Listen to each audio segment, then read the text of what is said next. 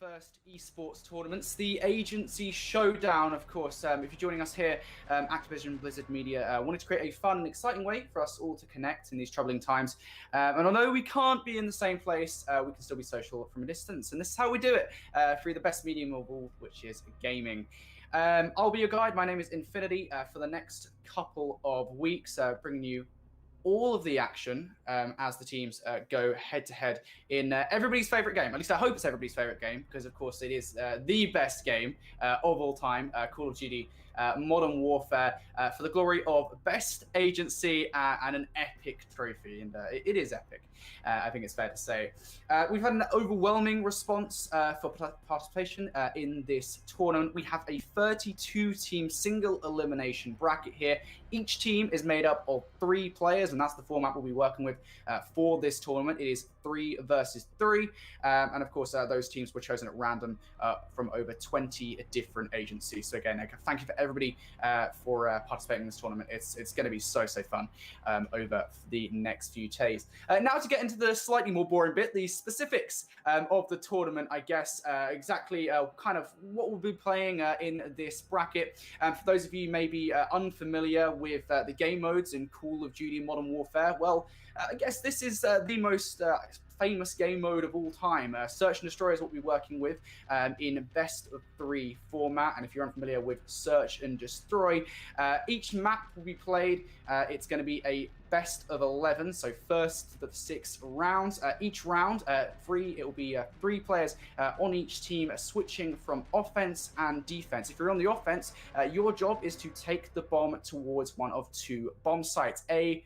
or B. If you can get the bomb down and get the bomb to go off in time, you win the round. Of course, and that means if you're on the defense, your job is simply to stop that bomb from being planted. And if it does, you got to defuse it.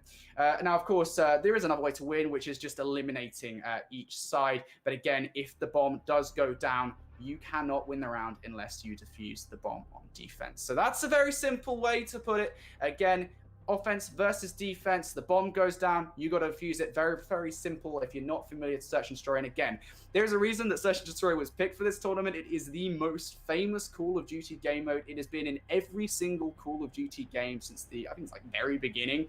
And again, I mean, it's in the Call of Duty League, for heaven's sake, right? I mean, it is a staple of not just casual gaming, competitive. It is what brings Call of Duty, I guess, the whole fan base together, right? It is fun no matter what your level of experience with the game is, and I'm sure that's going to benefit a lot of people here in this tournament who maybe haven't even played Call of Duty before. Search and Destroy, it is one of the best ways to get into the game. And of course, I, as a caster, I'm pretty experienced in, I guess, watching Search and Destroy strategies, having casted it for like 3 years now. I'll be bringing you guys through most of the strategies that teams will be employing on the various different maps that we do see tonight. So yeah, that's basically all of the deets, as it were, for tonight's stream. Let's take a look at our first match of the night, or I guess I should say our schedule. Of course, we have Mad Dogs versus the Off-Padants first. By the way, I will say, for everyone at home, the team names that you guys have picked, epic. I love it, right? I've been through the bracket, and some of these team names, I'll be picking my favorites out. I mean, some of them that we're going to get to see today, like Kim Bros, whoever thought of that, you're geniuses. Like, there's no way to put it. It's absolute genius names. Of course, they'll be facing We Tried. I hope you're going to try in the second match of the day. Agency Life, hashtag Agency Life, I should be saying, versus Spark the City is going to be our third match.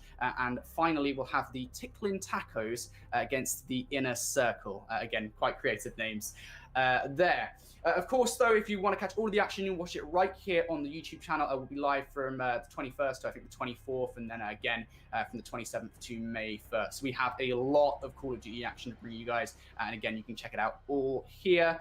You can subscribe for alerts on when we're live, and you can follow along on Twitter with the hashtag Agency Showdown. So if there are any terrible plays, you hashtag it, you clip it, you put it on Twitter, and you let everybody know. That's terrible. That was awful. But if there are any good plays as well, make sure you highlight them, because, of course, I have no doubt that, especially as we get to the later stages of the tournament, we should we should be seeing some great clips coming out from some of the more talented people within each agency. That being said, I believe our first match is ready to get underway. It's going to be Mad Dogs versus the Off Patterns. Now, I will say, I'll put my hands up. I don't know much about each of the team or any of the rosters. Again, this is going to be one of our chances here, I guess, just for everyone in this bracket to just have fun.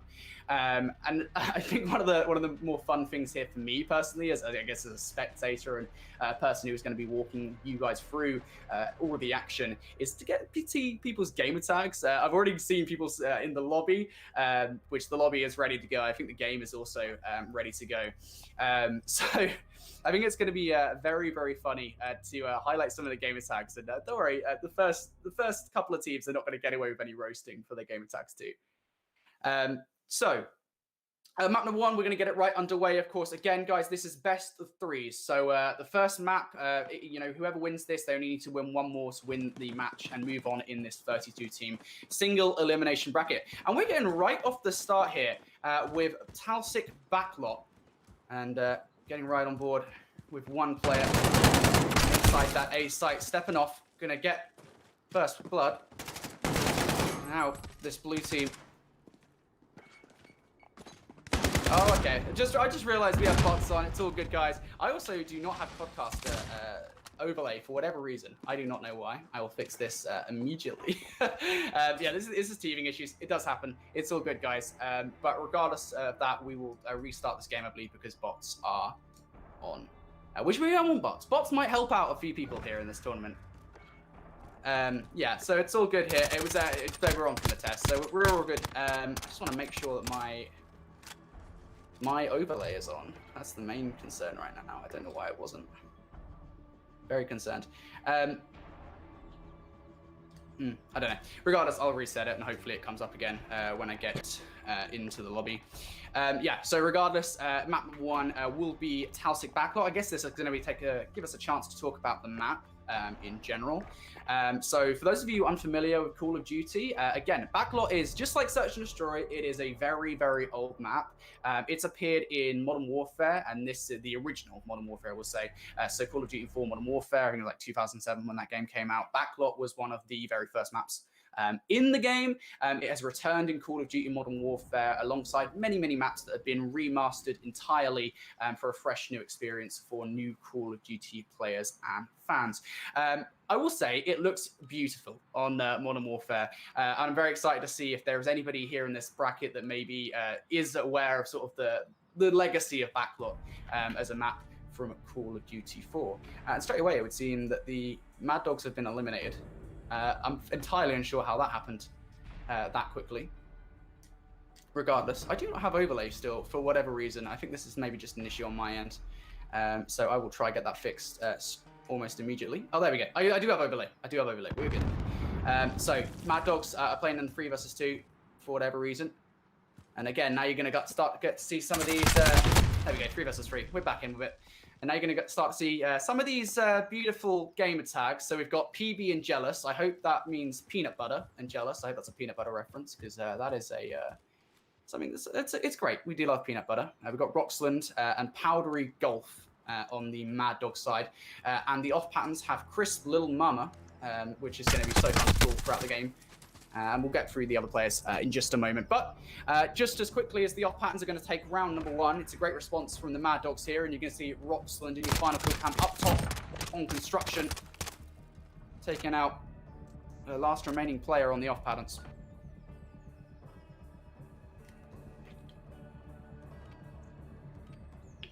Now,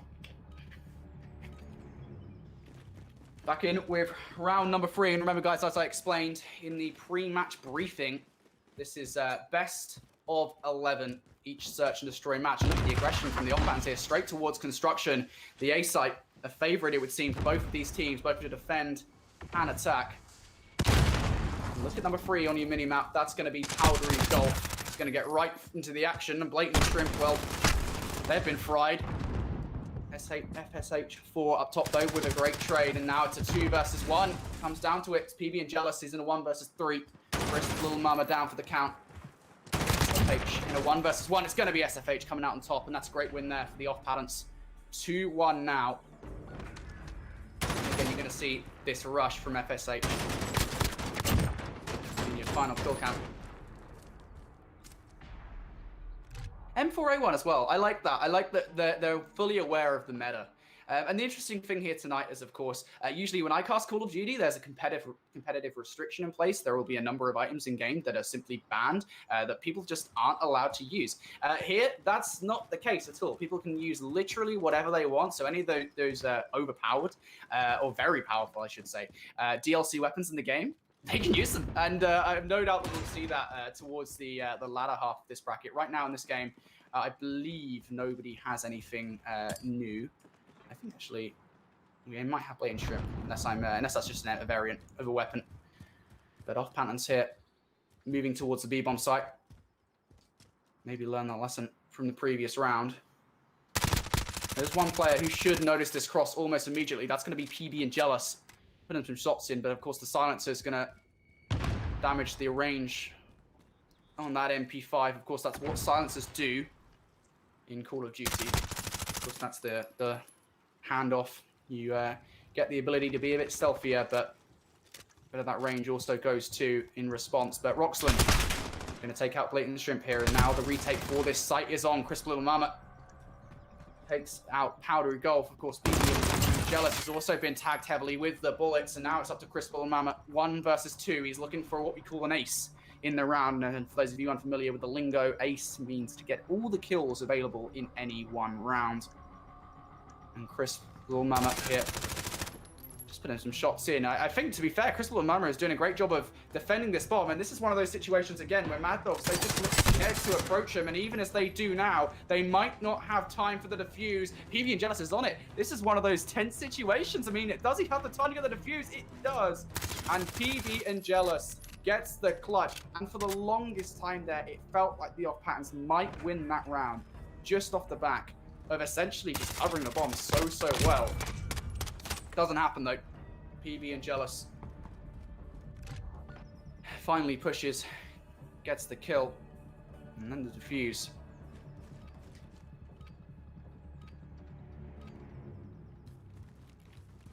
Now though, once again, the off-patterns are on the offense here. Straight through mid-map, and this is a little bit of a different strategy, and you can kind of see it right now on your mini-map. The Mad Dogs have defensively decided to hold down A, and I'm interested to see really what they do on the rotation as soon as they realize that A isn't the target of the off-patterns in this round. You're going to see it at 6 on your mini-map. It's 2 and 2 so far. Not going to be the first player in this round to get a kill. It will actually be SFH that does that, and oh, Crystal Lamana catches PB and Jealous off guard as he tries to crawl through the gap. Now it's a 2 versus 1 here. Powdery Golf. What can he do? Now checking the B bomb site. I don't think they're fully aware that Crystal Lamama and SFH, sorry, have moved over towards A. And I think now you can see Powdery Golf. They have realized they're cooking up an aid. The Storm. Don't think it's going to connect with anything. Gets stopped short of anything really damaging. Now Powdery Golf moves towards, but Crystal Mammoth is ready for that. And another great round here from the off-patterns.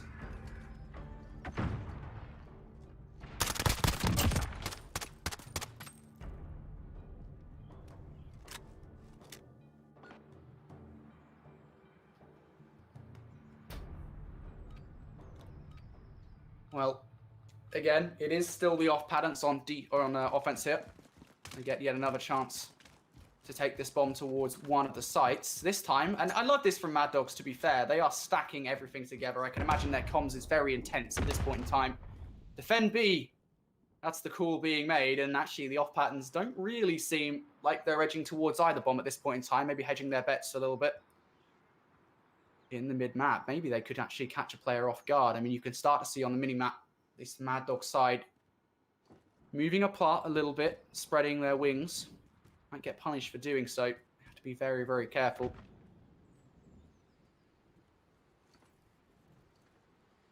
The off-patterns now have chosen a bomb site finally. It is going to be A. And Mad Dogs, I don't think they've really reacted to it. And I'm very surprised by this, to be honest with you. Mad Dogs They went towards B from the very start. Obviously, wasn't a push there from the off patterns. They didn't move towards A, which is something we see so often in Search and Destroy, what we call a rotation. Finally, though, this retake starting to come into effect. Powdery Golf starts strong, takes down Crisp Little Mama. And now it's a 2 versus 3 here for Blatant Shrimp and SFH. Blatant Shrimp with a pre-aim gets the first kill onto Powdery Golf. The second is lined up. The 2-piece is ready, but it's not going to happen. And now just down to SFH in a 1 versus 2. PB and Jealous and Rockstar, they have all the time in the world to make this work. 14 seconds left, and SFH is going to get flanked. Beautiful play there from PB and Jealous. Great team play from Roxland, actually. I don't know if it was intentional, but there was definitely a bait there from Roxland, turning the attention of SFH away from him. And all even here after round number 6. And remember, guys, again, this is a best of 11 here in every single Search and Destroy map across the entire tournament.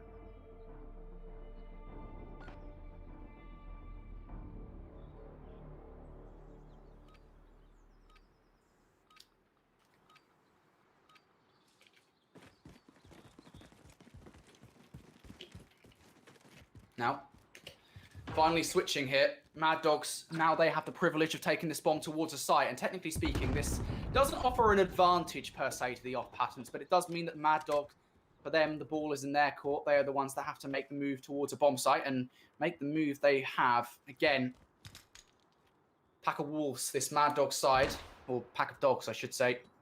They very rarely move apart from one another, and they seem to be sticking together here as they get that bomb down on B. Now, of course, we have 45 seconds for the off patterns to get the defuse. That's a great start for the retake. Crystal and Mama taking the head off Roxland, 25. PB and Jealous and Powdery Golf here in a 2 versus 3. Looking for the kills. Powdery Golf gets peppered up there, and now it's a 1 versus 3 for PB and Jealous. He put some shots into the wall, but of course, that's a wall. That's not a player, and that's not going to connect with anything. Great win there from the off patterns. And I thought for a second that Mad Dogs would be able to defend that site successfully. They just aren't able to do so. And you got to say as well, what a great retake that was from the off patterns. Killed with an MP5 variant. And I do like, again, I will point this out. I will be happy to point out the fact that for the most part here in this game, everybody is fully aware of what the best guns in the game are. I like that. They know what's going on. They know what's up. The MP5 and the M4. No one's beating that on their best day.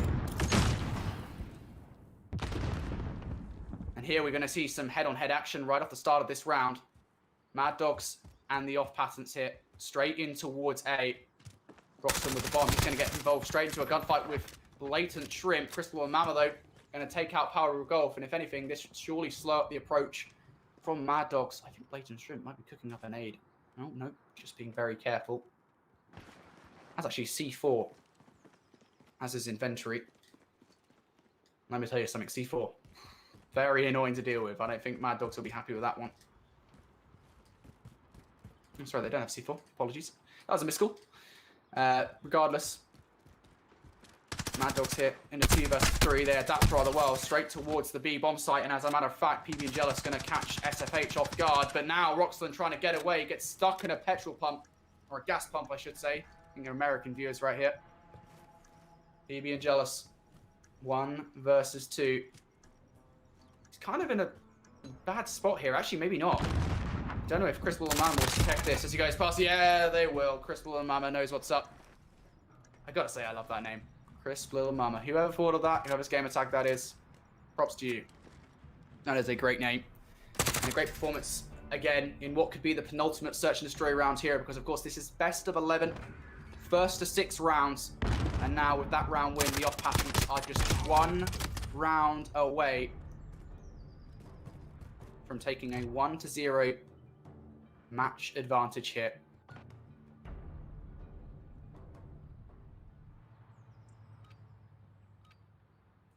We need a perfect Search and Destroy from Mad Dogs. To be fair, no one's really slacking, to be honest. I think just the game that Crystal and Mama is having in this one, definitely the MVP for me. 9-3, really showing up for their squad when they're needed. And again, I have got to say I am impressed with the Mad Dogs here, to be honest. They are playing like a pack. But they just have to be careful they do not get caught off guard, because again, you do see 2 players in the mid-map. That is going to be Chris Little Mama and Blatant Shrimp. And Chris Little Mama is going to peek. And Roxland has their number. Chris Little Mama down for the count.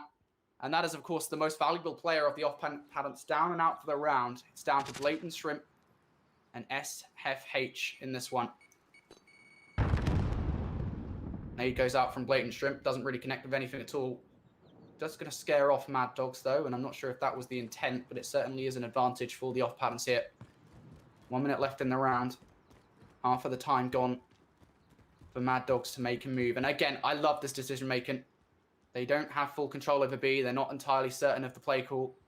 So towards the A bomb site they go. They have to be wary, though, because Blatant Shrimp, I think they're fully aware of this. PB and Jealous. That smoke, actually, which I believe comes directly from Mad Dog, clouds the line of sight. Blatant Shrimp able to move towards the site, completely uncontested. Gonna smash that door wide open, of course. And actually, to be fair, I would be very surprised if Blatant Shrimp went to the fuse. I think they're going to. PB and Jealous takes the kill. Roxland finishes off. And the Mad Dog's able to win the round.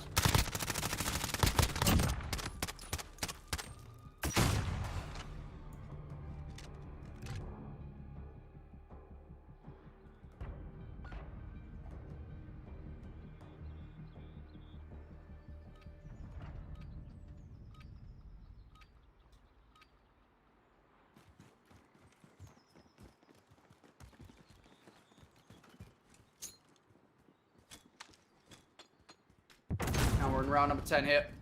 Again, Chris Bullamama back up. The MVP for the off-patents. Bomb in hand, too.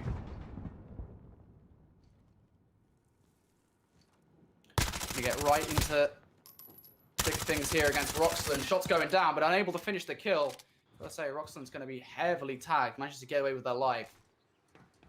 And the defense of this B-bomb site, the priority for the Mad Dogs once again, who don't really want to split the difference on the map. The nade goes out, and there we go. The stim shot from Roxland to heal up. Gets away with her life, and that is very valuable in this round. Remember, I did say we need a perfect performance from Mad Dogs. They seem to be having it here on backlot. The off-patents, again, though, move towards the Old Faithful. It's the A-bomb site in construction. There's 2 players from Mad Dogs over there ready to go. It's Roxland, it's PB and Jealous, looking to stop this bomb plant. And actually, Roxland's got a great line of sight on this bomb. A great Semtex 2, Blatant Shrimp down. But Roxland traded right back. It's FSH there with the fight win. PB and Jealous with another trade of his own. And now it's just a 1 versus 2 hit. SFH against PB and Jealous and Powdery Golf. What can this man do? Some shots down. That's shots at nobody, it would seem. And actually, oh my goodness, that's a turn on. PB and Jealous put shots away, walks away from the fight. Luckily for Mad Dogs, there's still 1 more player up to close it. And we're going to round 11, folks. First game of the day. And it's an intense matchup. It's Powdery Golf going to clutch up for the Mad Dogs. Final round.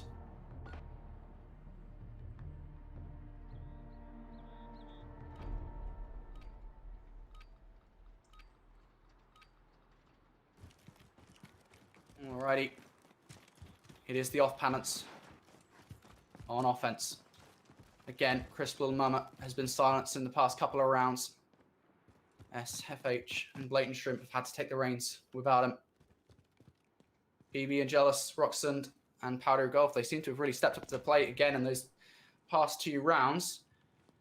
They seem to have stuck to their guns once again. This pack-like mentality straight towards the B-bomb site.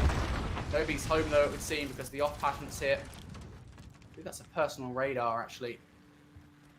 Not entirely sure who's got it out. 1 from each side, and PB and Jealous has an RPG to deal with it. Doesn't connect, though. Of course, the personal radar stays up, and Blatant Shrimp going to get a kill off the back of it. PB and Jealous and Roxland combined for a great response, but look at this aggression from the off-patents. Chris Mama down and out.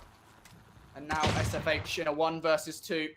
Has been heavily tagged and fully aware here that Roxland knows where he is, and what a great finish there from Roxland. Mad Dogs able to take that one 6-5.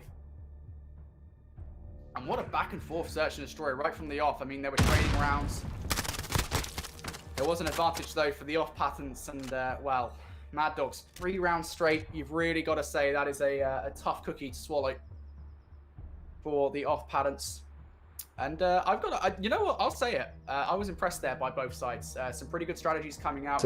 I would say the idea of defending one bomb site and just sticking to it, maybe the Mad Dogs, they got away with it a little bit there, I will say. I mean, you kind of maybe need to split your defense a little bit better, maybe have one player go to the other bomb site, at least just to check that that's the aggression, that's the assault that you're dealing with. But they rocked it. They were able to win their final 3 rounds, and they end up taking that one 6-5. Round 11, and those are always tense situations, regardless of whether you're a casual or a competitive setting. So great performance there from both sides, but it is going to be the Mad Dogs coming out with a 1-0 match advantage now. And of course, because we're in a best 3 format here for the Agency Showdown, that means they just need to win one more search and destroy map to take this series. Now, I believe we're going to Ramatsa for the next map in the series. Now, interestingly enough, Ramatsa is actually a competitive map. So it is in the Call of Duty League competitive rotation. This is a map in which the professional esports players, the best of the best,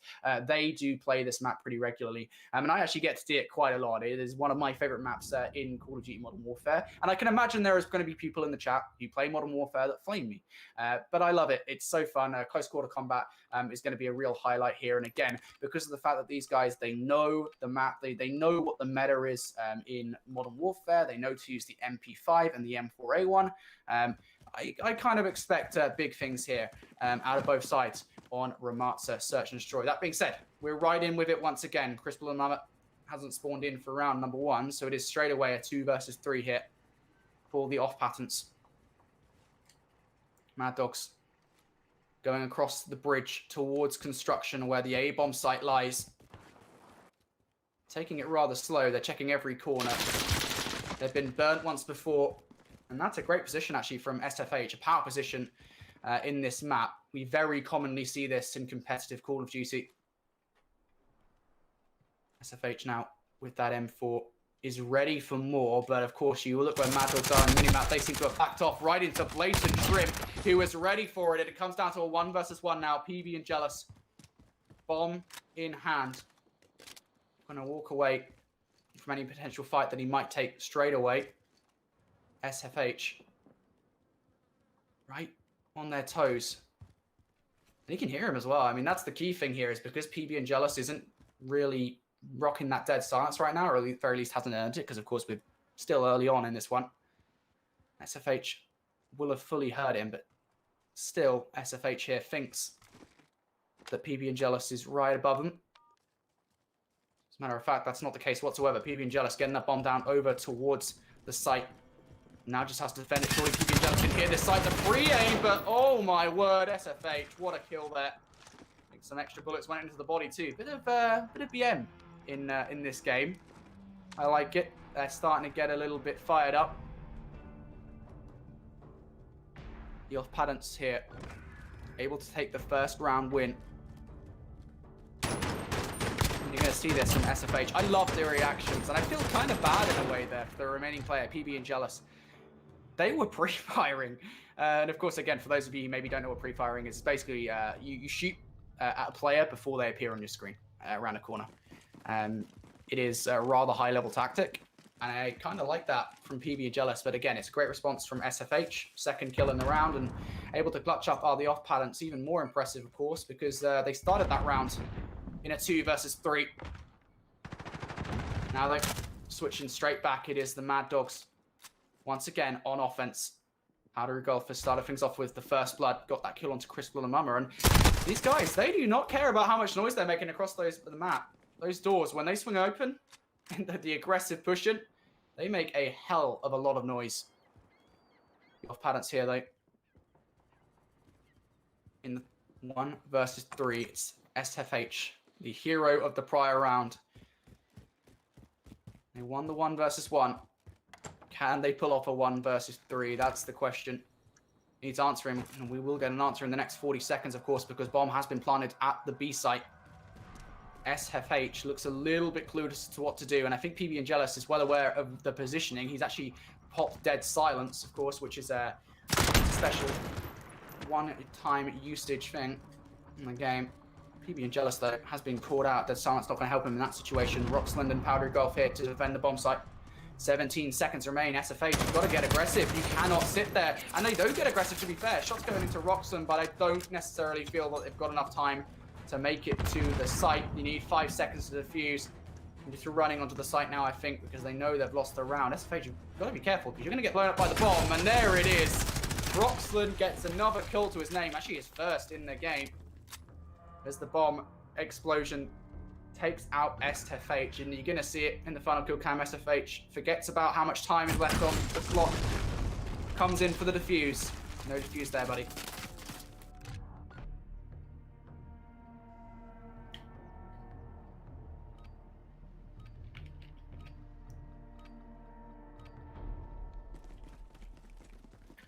Now 1-1 in this one, after that great clutch from the Mad Dogs. A great response too, I will say as well. Now then, the Mad Dogs once again on offense. Roxland, MP5 in hand. I feel like you kind of have to be a little bit careful. I feel like these players, they're getting more wary of the sounds that other players are making around them. They're still not fully aware of how loud doors are, it would seem. Not all that much. And they're adapting to the gameplay of their opposition. Shots going down. Powdery Gulf not really going to connect with any of them. And Crisp Little Mama stands resolute.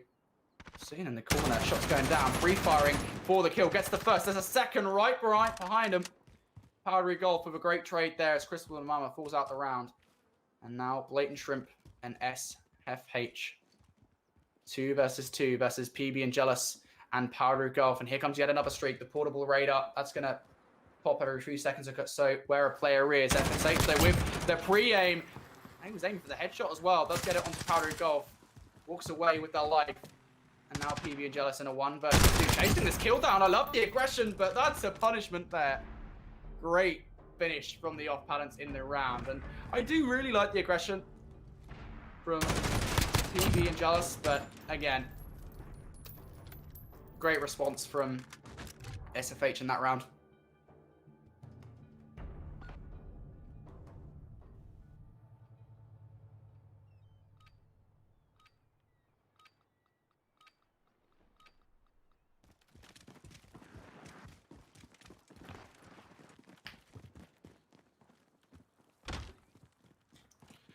Now the off-padants, they have the bomb in hand. We've switched over here after 3 rounds.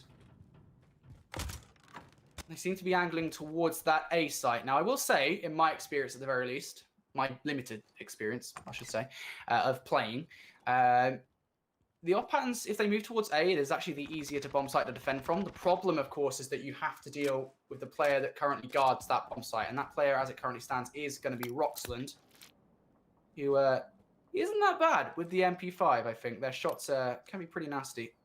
Of course, Roxland taking this fight towards Bridge head-on. Mad Dogs do have to be careful, though. One player seems to have slipped the net somewhat, Crisp and Mama. But again, problem for these players seems to be those naughty doors.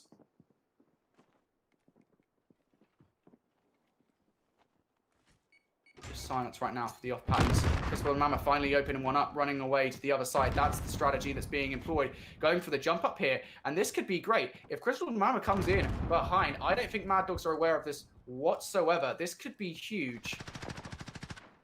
Roxland seems to think something is up at the very least, but I think the jig's up anyway. Powdery Gulf comes in, takes the first blood onto Blatant Shrimp. Here it is from Crisp and Mama, and there it is. The flank is pulled off. Roxland and Powdery Gulf down for the count. Crisp and Mama going to stim themselves. They have full control over the A-bomb site. They're going to need to get it down. Like now, hopefully. There's only 19 seconds left. You need to get that bomb down. And PB and Jealous now going to have to do what they couldn't do before. Dead silence is now active. Of course, that means his feet, his movement will be entirely silent. But if he's going to make full use out of that dead silence, he's going to want to go now. Nade gets sent forward, and the second one will connect onto SFH. Now it's a 1 versus 1 versus Crisp and Mama. And beautiful play from Chris Willamama. Cool, calm, and collected. As they stand on the stairs. And take the kill onto PB and Jealous.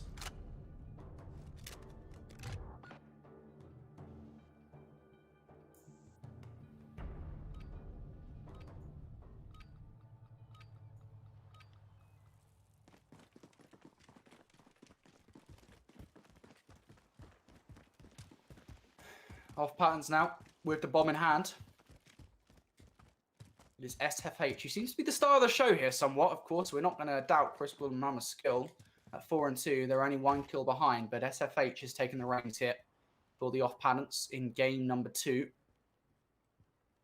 Nade in SFH's hand. He throws it forward. Has the support of Blatant Shrimp. Besides, Willamama, though, they're going to go down. Roxton with the kill there. PB and Jealous responds very swiftly, and now it's Blatant Shrimp in a 1 versus 3. What can they do? The bomb is down in a rather precarious position. Going to try and get for the pre-aim, but it is going to be PB and Jealous to close out the round. Mad Dogs stop the bleeding. Able to find a round here.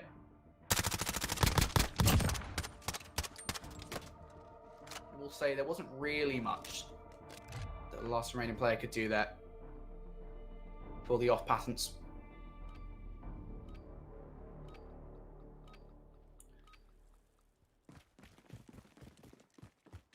That being said, Chris Willamama with bomb in hand now. The off patterns looking to bounce back rather swiftly, straight towards the A site. They saw some success in the prior round. And they seem to have an open door towards this site this time around. I don't know if the off patterns will realize that or how quickly they will, even if they do.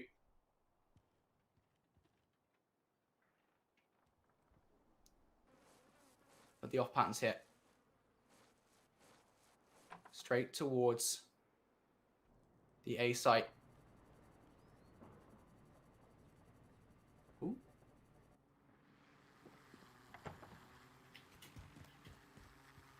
I have a codcaster glitch right now. Don't know what's going on.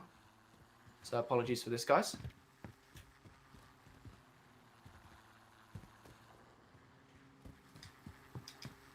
There we go, finally. Bomb is down here. Blatant Shrimp is going to fall off the map. And I believe that's a jump from top construction.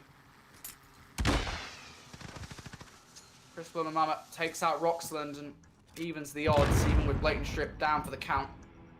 Chris Willamama still keeping the off patterns in this round. Of course, Chris Willamama going to have to walk away with his life. 20 seconds remain, and that's had a drop shot from SFH. Again, I love this advanced tactics coming out of the off patterns here. SFH and Chris Willamama challenging for this last kill, and the slide round the corner. The off patterns look absolutely in control here in this game. Look at this. Chris Willamama takes the shots around the corner, has no problems hitting those last few.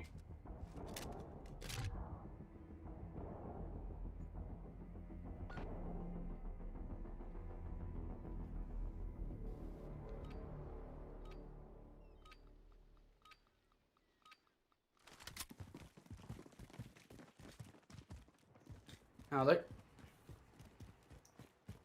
Once again, it is the Mad Dogs here on offense. We switch right back at it.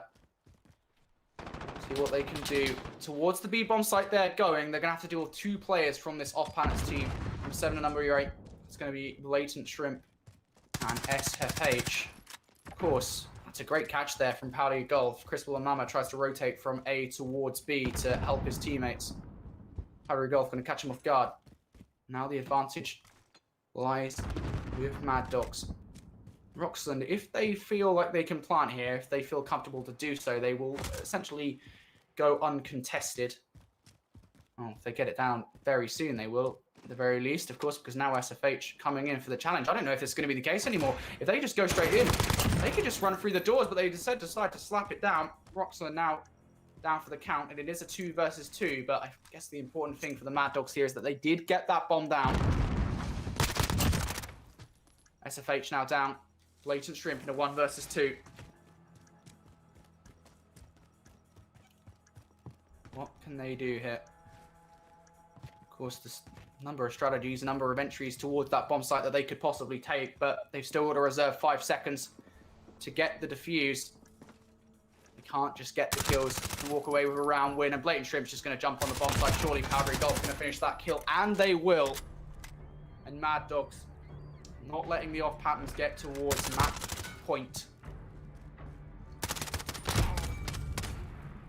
Seeing a great round here from the Mad Dogs. And again, if they maybe didn't catch Crispal and Mama off guard in that mid-map, the advantage wouldn't have gone their way, and maybe the round wouldn't either. So, great early round pick there from Mad Dogs. And I've got to say, despite maybe not having the best game number 1, Powdery Golf really showing up here for the Mad Dogs at 7-4.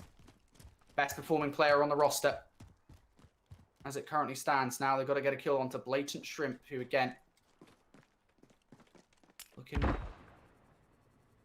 for this kill up top. Blatant Shrimp could be the key to a win here in this round for the off patterns. And again, to be fair, the off patterns have done a great job of defending this B bomb site without really doing anything meaningful whatsoever. The Blatant Shrimp only took a couple of shots and scared Mad Dogs fully away. Maybe right into the clutches of 2 off patterns players who are defending the bridge rather well. SFH is ready for it. Runs around the corner, spots the kill, takes some shots out and gets the first and second in front as well. Roxland, though, able to come out on top and avenge their teammate. PB and Jealous, though, is down. And now a 2 versus 2. And I think the important thing to note here is if Crispal and Mama is taken down, there will be no trade. You see on your mini-map that Blatant Shrimp, their teammate, is over on the other side. And Mad Dogs do have a streak now in action. I believe that will probably be Powdery Golfs. Roxland going to take out Blatant Shrimp off the back of it too. And now it's Crispal and Mama. 1 versus 2. Checks the A-bomb site for any action, any sign of life, and there is none to be found. And you feel that Mad Dogs are now going to take advantage of a free B bomb site. Plant without any congestion. And it is going through. Crispal and Mama, though, gets that first kill. Roxland knows where they're at. Has the pre-aim working too. Dead Silence has been activated for Crispal and Mama. But Roxland, they're fully aware of it. Crispal and Mama comes out on top in the 50-50. The stim shot to boot. But it's a little bit unnecessary at that point. That's a great 1 versus 2 clutch for Crispal and Mama.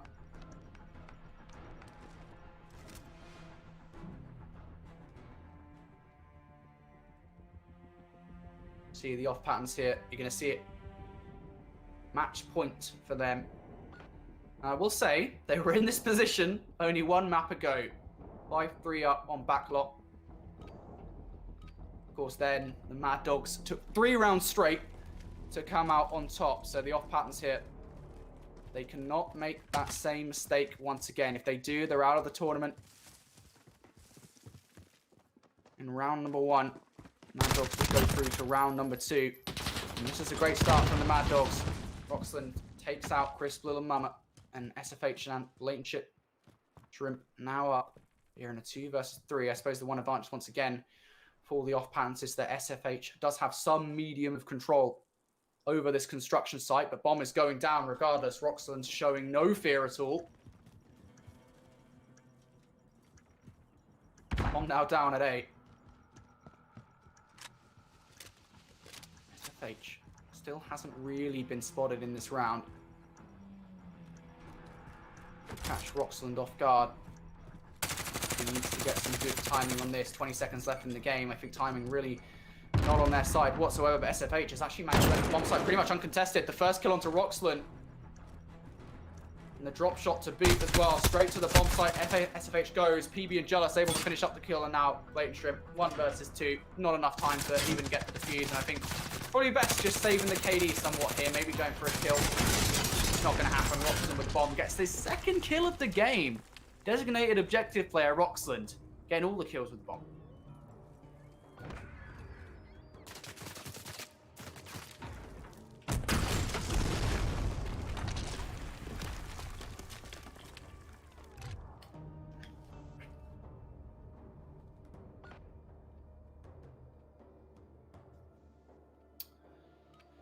Now the off patterns, they get once again another chance here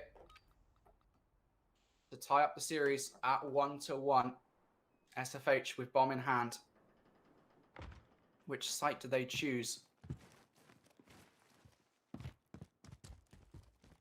Well, for now, they're playing a little bit reserved. Mad Dogs, I think, showing a little bit of that pack-like mentality that we saw in the first game in the series. Move around to the A bomb site. Now, that is actually the right choice, by all means. If Powdery Gulf can land a nade towards Bridge, it might just stop the off-patterns right in their tracks. For now, though, Crispal and Mama seems to be slipping the net somewhat. If he turns around, he might be able to catch Roxlin off guard, but I don't think that's going to be the case. Roxlin is going to be the one to get the jump here. First kill goes their way, and they've just spotted Crispal and Mama too, the last remaining player, of course. SFH fell to Powdery Gulf, and I think this one might be going to around 11, folks. Crispal and Mama has to pull off a miracle here. And if Mad Dogs just challenge this guy all at once, it could be over. Never mind. Crispal and Mama gets that first kill. Stim shot to regen to full health. Still has one to go too. Gets the second kill. Oh, I think I've just called this so early. The second stim shot is used. The third kill right in front of him. Never mind. I'm good. I'm good. We're all good here. I didn't call that early. Round 11. Mad Dogs get a second round in a row. PB and Jealous able to clutch up in the 1 versus 1.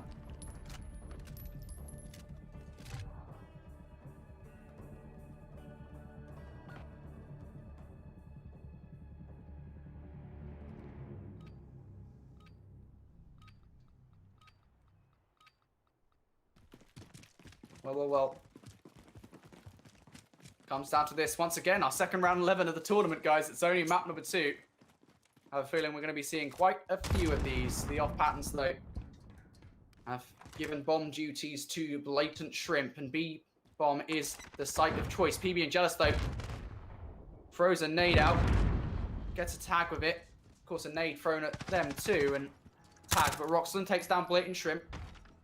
Not quite the hedge you want to take, I feel, if you're Mad Dogs. Players are still up in this one. SFH going to take out Powdery Gold. Crispal and Mama going to take out PB and Jealous. And it actually comes down to a 1 versus 1. A posthumous nade from PB and Jealous takes out SFH. Roxland still has to come and get the defuse. And I feel that might just be their downfall here. Crispal and Mama knows they're not going to just jump straight onto the defuse. Roxland hasn't really got much time to work with that. Again, they've still got to jump on the defuse, and I don't think Roxland knows it. We are going to go to round number 3. Roxland gets to the bomb just a little bit too late. That kill is just not going to matter, my friend. As the bomb gets him, he's got 2 bomb kills in this game. Well, finally in round number 11, Blatant Shrimp takes one down onto them. You're going to see in your final call. I mean, there's not really much to look at in your final call cam here, I will say that. But irrespective of that fact, I guess that's karma. I guess that's karma for all of the bomb kills. And again, same kind of story from map number 1. Crispal and Mama and SFH, really, I think the star players for all the off patterns. But a close affair. Again, a great team effort from the Mad Dogs. They really proved their worth once again. And if that would have gone the exact same way, 5-3 up for the off patterns, and they end up losing, like what, 6-5 in round 11, I probably would have been very sad. I would have been very sad for the off patterns. They put in a lot of work there. We almost saw that 1 versus 3 clutch as well from Crispal and Mama. So that's going to be Remarks to Search and Destroy out of the way. We have our 3rd and final map ready to go. It is going to be St. Petrograd Search and Destroy. Again, another competitive map. They use it in the Call of Duty League. And once again, it is actually a very, very good map. One of the things you're going to be looking out for here, in this map in particular, is there is one long line of sight down the mid-map. Now, I don't know how comfortable any of these players would be with a sniper rifle, but if they were to utilize a sniper rifle, they might be able to get some early round picks in this game. If they get themselves in the right positions, they could be in for a treat. They could pick off a defensive player or an offensive player right off the start. Those sniper rifles, if they do come out, is what we'll be looking for in this game. However, I suspect we might just be seeing a lot more normal action again, MP5s and M4A1s in this one. However, we're getting right into the action here as we're actually gonna see a straight off patterns win in round number 1. The Mad Dogs, I don't know if they just didn't spawn up or what. Not entirely sure on what happened there. Regardless, it is now 1-0 to the off patterns here in this game. Roxland does spawn in just in time. And now the Mad Dogs have to do something with this bomb. Now I'm interested to see, does anybody have a sniper rifle on this map? No is the answer, which is relatively sad. But still, nonetheless. The off patterns here. They just spotted one player, Crystal and Mammoth coming in for this kill. And unfortunately for them, PB and Jealous has their number. Blatant Shrimp and SFH now in a 2 versus 3. And again, you look on the minimap, Blatant Shrimp defending this B site, SFH defending A. They're rather split up. If one of these players goes, well, there will be no trade. But Mad Dogs, they've got a free ticket towards this B bomb site. Bomb is going to go down very soon. It's just how quickly they realize that the bomb site is free. And I think it might just be a little too late here because SFH is going to capitalize. Picks up 1, picks up 2. And now PB and Jealous in a 1 versus 2 now. Blatant Shrimp and SFH in this position. Jealous going to put some shots out, but great finish there. I believe it was actually from Blatant Shrimp. If not, SFH gets an ace. And it is actually going to be an ace from SFH, so what a well-played round from them. And you got to say, I feel like that these teams right now, they're taking their time to get the bomb down. They've got to pounce on their chances a lot better. That bomb goes down a second earlier. They reposition. That two-piece just doesn't happen.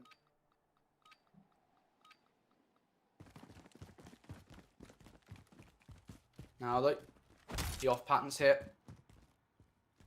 Starting off very, very strong in this search and destroy. They seem to be rather good at their defense. Mad Dogs on the offensive yet to pick up a round. Of course, we will see them switching next round. But there's the start that they wanted. Roxland takes out Crystal and Mama.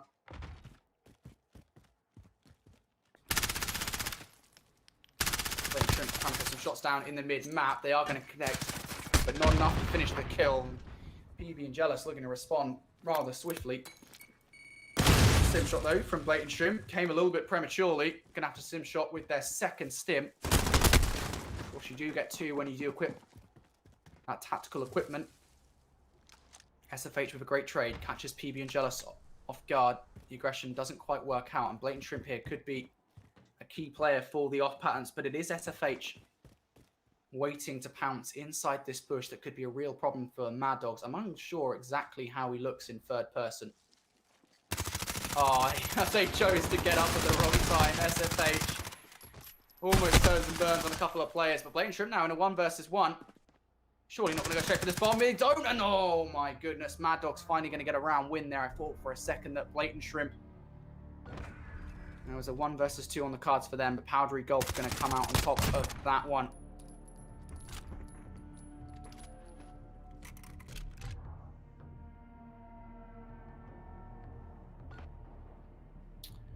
Round number 4 now. I believe we will be seeing a switch here. So the Mad Dogs should now be on defense, and they are. So as the first switch of this game, the off patterns are going to come out on top for now. Now let's see how they do on their offense. So far, interestingly enough, and I will say this, in competitive terms, the A-bomb site has always been the most preferred site. Now, generally speaking, in all Call of Duty games, it is the site in which it is most preferred because it's always closer. But in this instance, it is very, very preferred. You essentially have to run on defense to get to that A-bomb site. And actually, talk about defense. This is a great defensive push here from Mad Dogs. Roxland comes around on the flank, takes out SFH. And now, Crystal and Mama has to return rather swiftly, and they do. So best performing player so far for the off patterns. Down, out of the round. Now it's down to Crystal and Mama. And a Blatant Shrimp. There it is. Crystal and Mama takes out 1. Powdery Golf down 2. And that's a rather quick round for the off patterns. Again, a little bit aimless, I would say, on the offensive push towards A. And oh my goodness, it's a stick. It's a stick. What a play there from Blatant Shrimp. I'm not sure if that was intentional. It definitely was intended to go their way. Whether or not it was intended to go for the stick, I don't know. But it was definitely a beautiful kill regardless.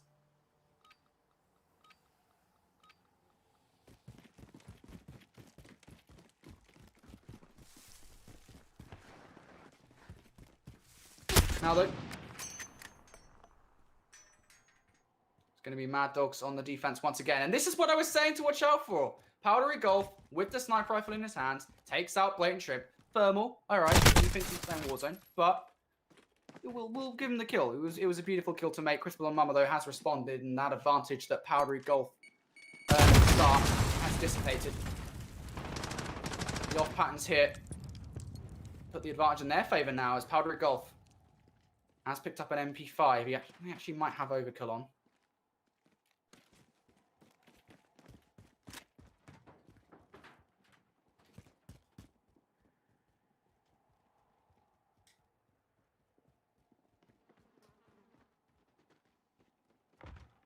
Powdery Golf now behind them. This could be a great flank for Powdery Golf to make. Picking up that MP5 could have been the greatest decision of this guy's life. The first kill is there. There it is. The second right in front of him, and a 1 versus 2 clutch. Perfectly played.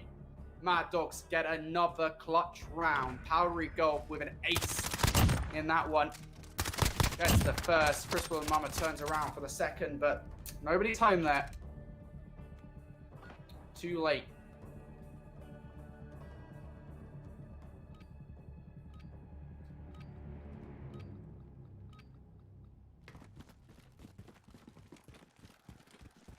Mad Dogs, though, still behind here. Looking to close up that 2-round advantage.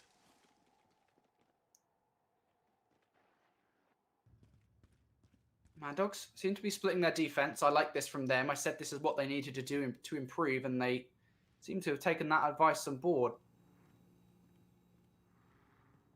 Off patterns being very, very careful with this offensive push, but again, now there's 90 seconds left in the round. They've got to make a move sooner or later. I think they're going to want to make said move sooner rather than later.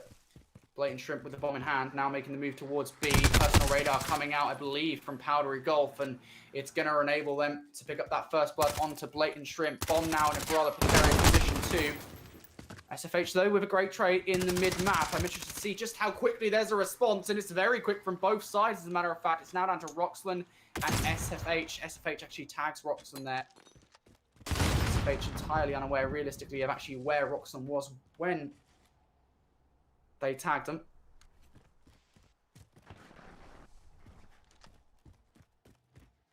Roxland, though, seems intent on defending these sites. SFH, I think, the best position, the best play to make here in this situation is just to get that bomb down and then set yourself up for a defense. Roxland makes the right call, but just a little bit too late. Go to defend the B bomb site, but bomb is down. Now SFH in a relatively popular position, but Roxland has their number. What a play there, and we are going to see a 3-3 situation here before we switch sides once again. Is going to be Mad Dogs tying this one up 3-3. This has been an incredibly close series.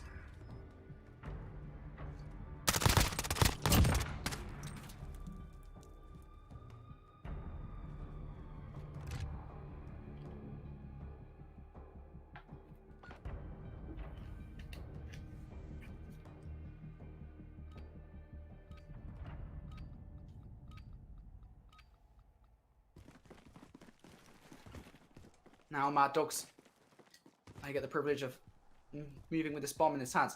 And I'm telling you, right, whichever team masters the art of just rushing towards the safe site, getting it down and defending it, they are going to be the ones in with a chance in this game. And I will say as well, off the back of what was a very aggressive backlot offense from basically both sides towards A pretty continuously, I'm very surprised that these teams are playing rather reserved here in map number 3. Streak coming out from the off patterns on defense. You've got to imagine that SFH would have been the player to earn that. Comes down though and earns absolutely nothing, unfortunately. Mad Dogs here on the offense, looking for the bomb to go down towards A, and it does. Off patterns, gonna employ a personal radar again. It seems to be a fan favorite with these guys. I don't know if, I think it might be on the basic streaks. That's probably why they haven't changed it. Regardless, SFH picks up that first blood against Roxland. The retake is on, but again, the time not really on the off pattern side here. Mad Dogs only have to defend this bomb for 18 seconds more. It could be an eternity if off patterns play this correctly, but they still need to reserve 5 seconds of time for the defuse. And it's still there. It's still on the cards. PB and Jealous down. A great two-piece from Crystal and Mama. Did they get on the defuse in time? No, they don't. I think Crystal and Mama jumps it. I don't think they've got the time for the defuse. Actually, they do. I think the defuse is a little bit quicker than I expected it to be. But a great win there from the off-pants. I think it actually might be like 3.5 seconds here. I thought it was 5 seconds, but...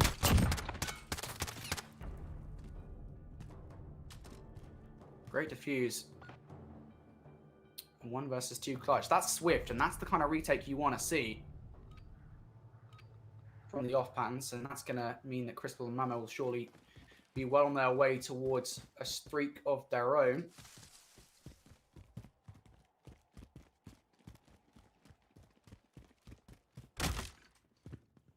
Roxanne now, though, with bomb in hand. Interestingly enough, I will say they have a claymore in their back pocket. Now, these can be pesky little lethal equipments. You can place it down.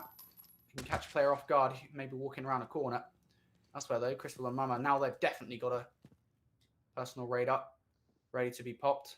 Talking about pop, well, they're popping dead silence. Being very careful with those doors. Crystal and Mama, if they just jump down, they can catch a couple of players off guard outside a restaurant, and there it is. Looking for the ace in this round now. Crystal and Mama has well and truly taken the reins of this game. Down a powdery golf in a 1 versus 3. At one point, they pulled a sniper rifle out. Now they've got to do it with the MP5. Nothing happens. And the off patterns, for the 3rd time here in this match, are 5-3 up in this search and destroy.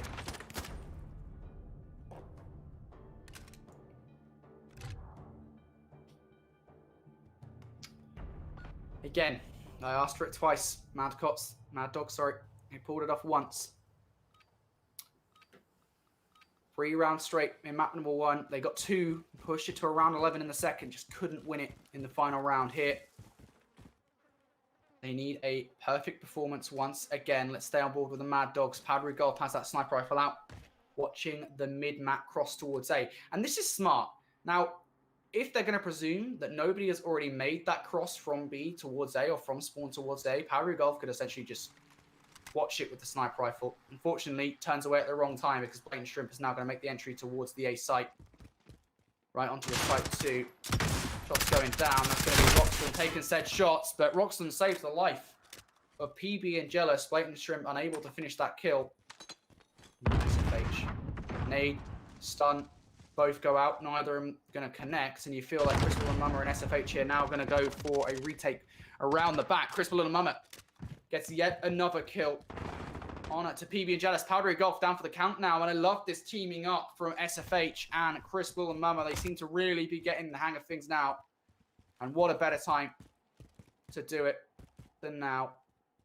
Roxanne has to pull off a 1 versus 2. Now, I suppose the good thing for them here is there is 50 seconds to work with. The bad thing is that the off-patterns has Roxanne trapped here in the site. There is really nowhere for them to go but plant this bomb on towards A, and I don't necessarily believe the off-patterns are going to get twitchy anytime soon. I think they're just going to wait for this plant and then retake the site.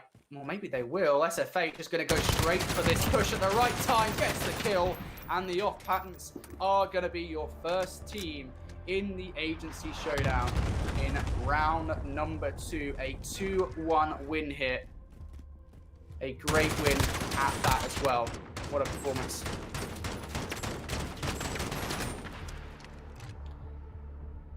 And got to give a shout out again, Crystal and Mama and SFH. I mean, they played very, very well. Map after map after map. They got the majority of kills for their squad, and it was a very, very well played game. So congrats to them. That's our first team in round 2. The off patterns 6-5, 6-5, 6-5. We went to round 11 in every single map, but it will be team number 2 in the off patterns that are going to be making it into round 2. So congratulations to them. Commiserations, Mad Dogs. You came and you fought pretty well, to be honest. I really like the team play that we saw from the Mad Dogs, but unfortunately that is all we're going to be seeing of them in this tournament. They are going to finish in round number 1. For now though, guys, we're going to throw it to a quick break. Don't go anywhere though. After this break, we're going to have our second match of the night between Akim Bros, again, a great name, and We Tried. So don't go anywhere, guys. It's going to be our second match after this break.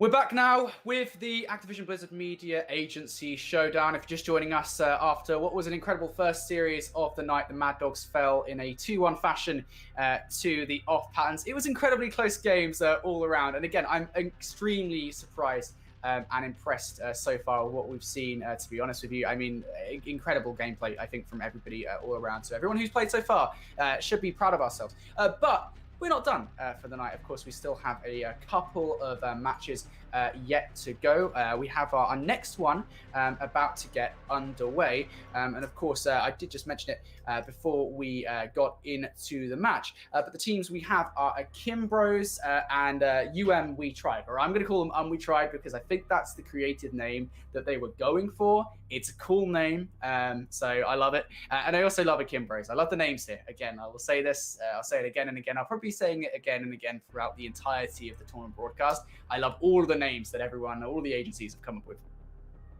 for this bracket. But this is the second match that we have now for the night. And again, I just want to let everybody know as well, so to say it, that if you guys want to, you can follow along on Twitter with the hashtag Agency Showdown. So you can tweet that out. You can tweet your thoughts about all the matches and all of the correction here that we've got going on. For now, though, I believe our first match is, or our second match, I should say, is right underway. And again, just if you're just joining us, this is going to be best of 3 format. And all the individual games, all the rounds in Search and Destroy will be best of 11.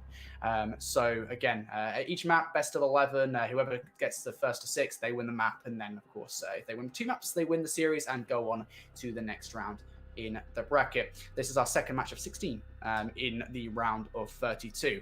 So without any further ado, let's get into it. Of course, it is going to be, again, Kimbros versus We Tried.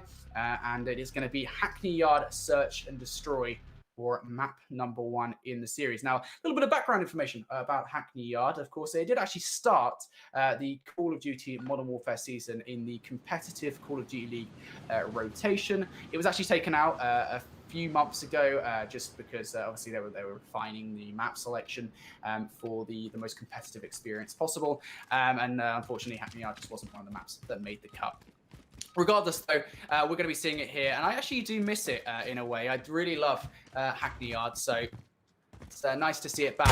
And I will say, shout out to Carol Baskin. Not the real Carol Baskin, of course, the person here in-game who's called themselves Carol Baskin rather creatively. So shout out to you. You deserve a lot of kudos for that one.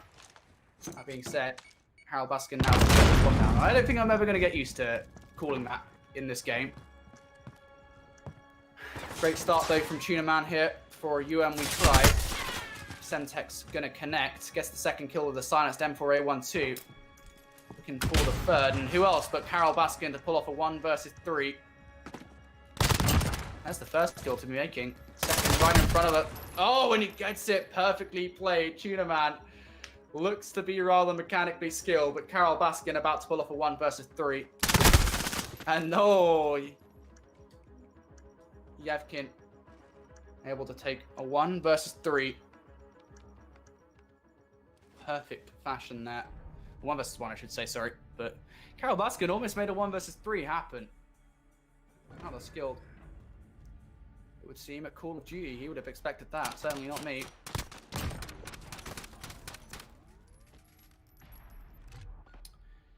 But Yevkin gonna start strong here for We Tried.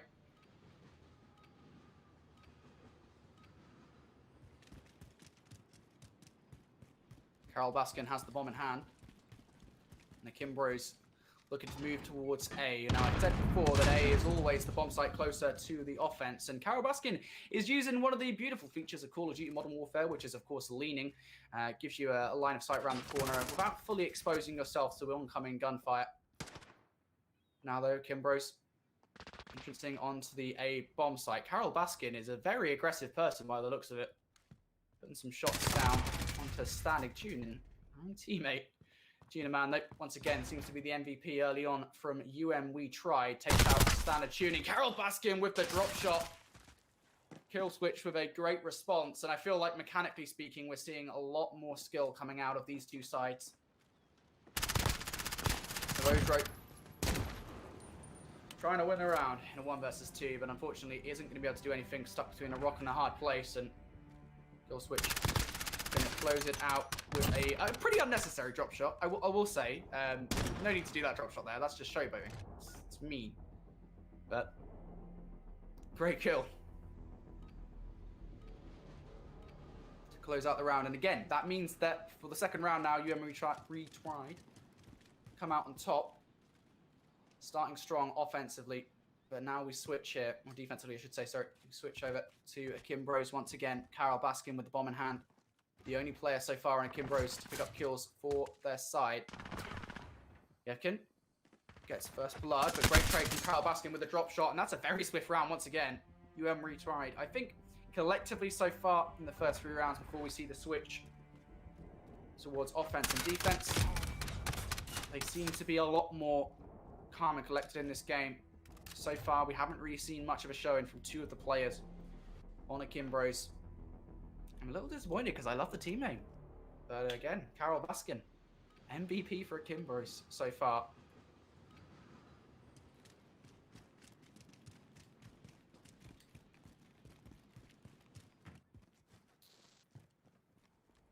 Now, retried.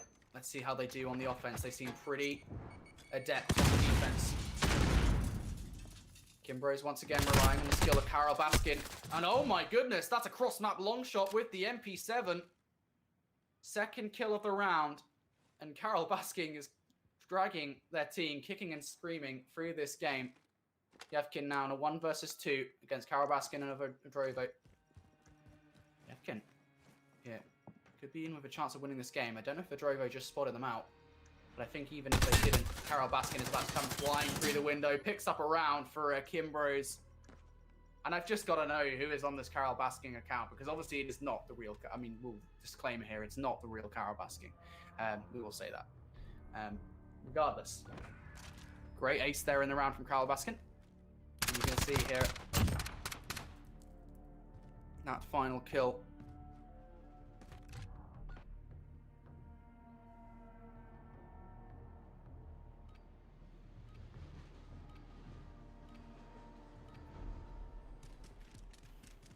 Now, though, on the offense, once again, retried. They finally have fallen here. Apparently, the gods do bleed. And towards B. retried. Go. Carol Baskin almost gets taken out of the round. Yevkin with some great shots again with the MP7. And I do like the variation of weaponry here we're seeing from these squads. Tuna Man, though. Let's start things strong with the kills onto standard tuning on Carol Baskin of Vedrovo. With this thermal gun. I believe it is still an MP5. It's not showing up on the HUD for whatever reason. They're looking for the kills. Gets the jump, but unfortunately, not enough of one to get the kill. Kill Switch going to close out the round with the growl.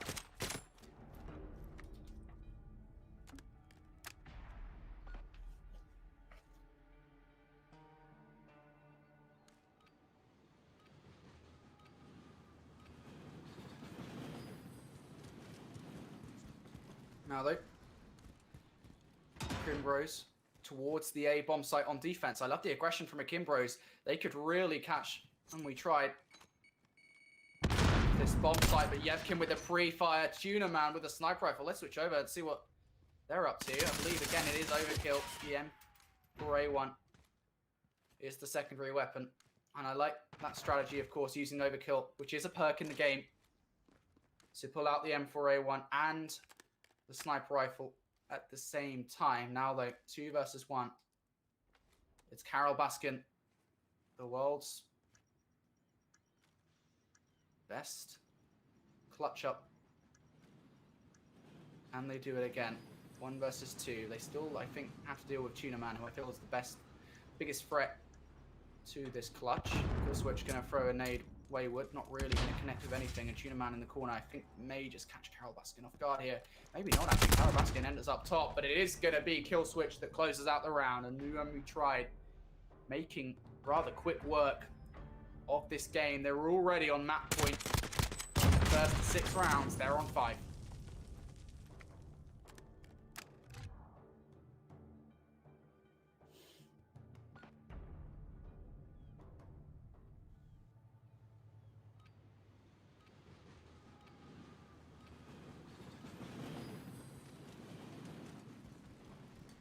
Straight away though here, we've got ABMedia on the defense once again. Tuna Man with the sniper rifle, not really going to find anything towards A. It is in fact B where all the action's going down. Right off the rip here, Karol Baskin gets that first blood onto Yevkin. Kill switch does respond with the growl. They're just very careful. Karol Baskin thinks there's danger from an area in which there simply isn't. Now though, I think it's been alerted to a much more realistic danger. Gets the drop shot onto Kill switch. Now, Tunaman in a 1 versus 2, unable to pull it off, and again, Bros, they live to see another round.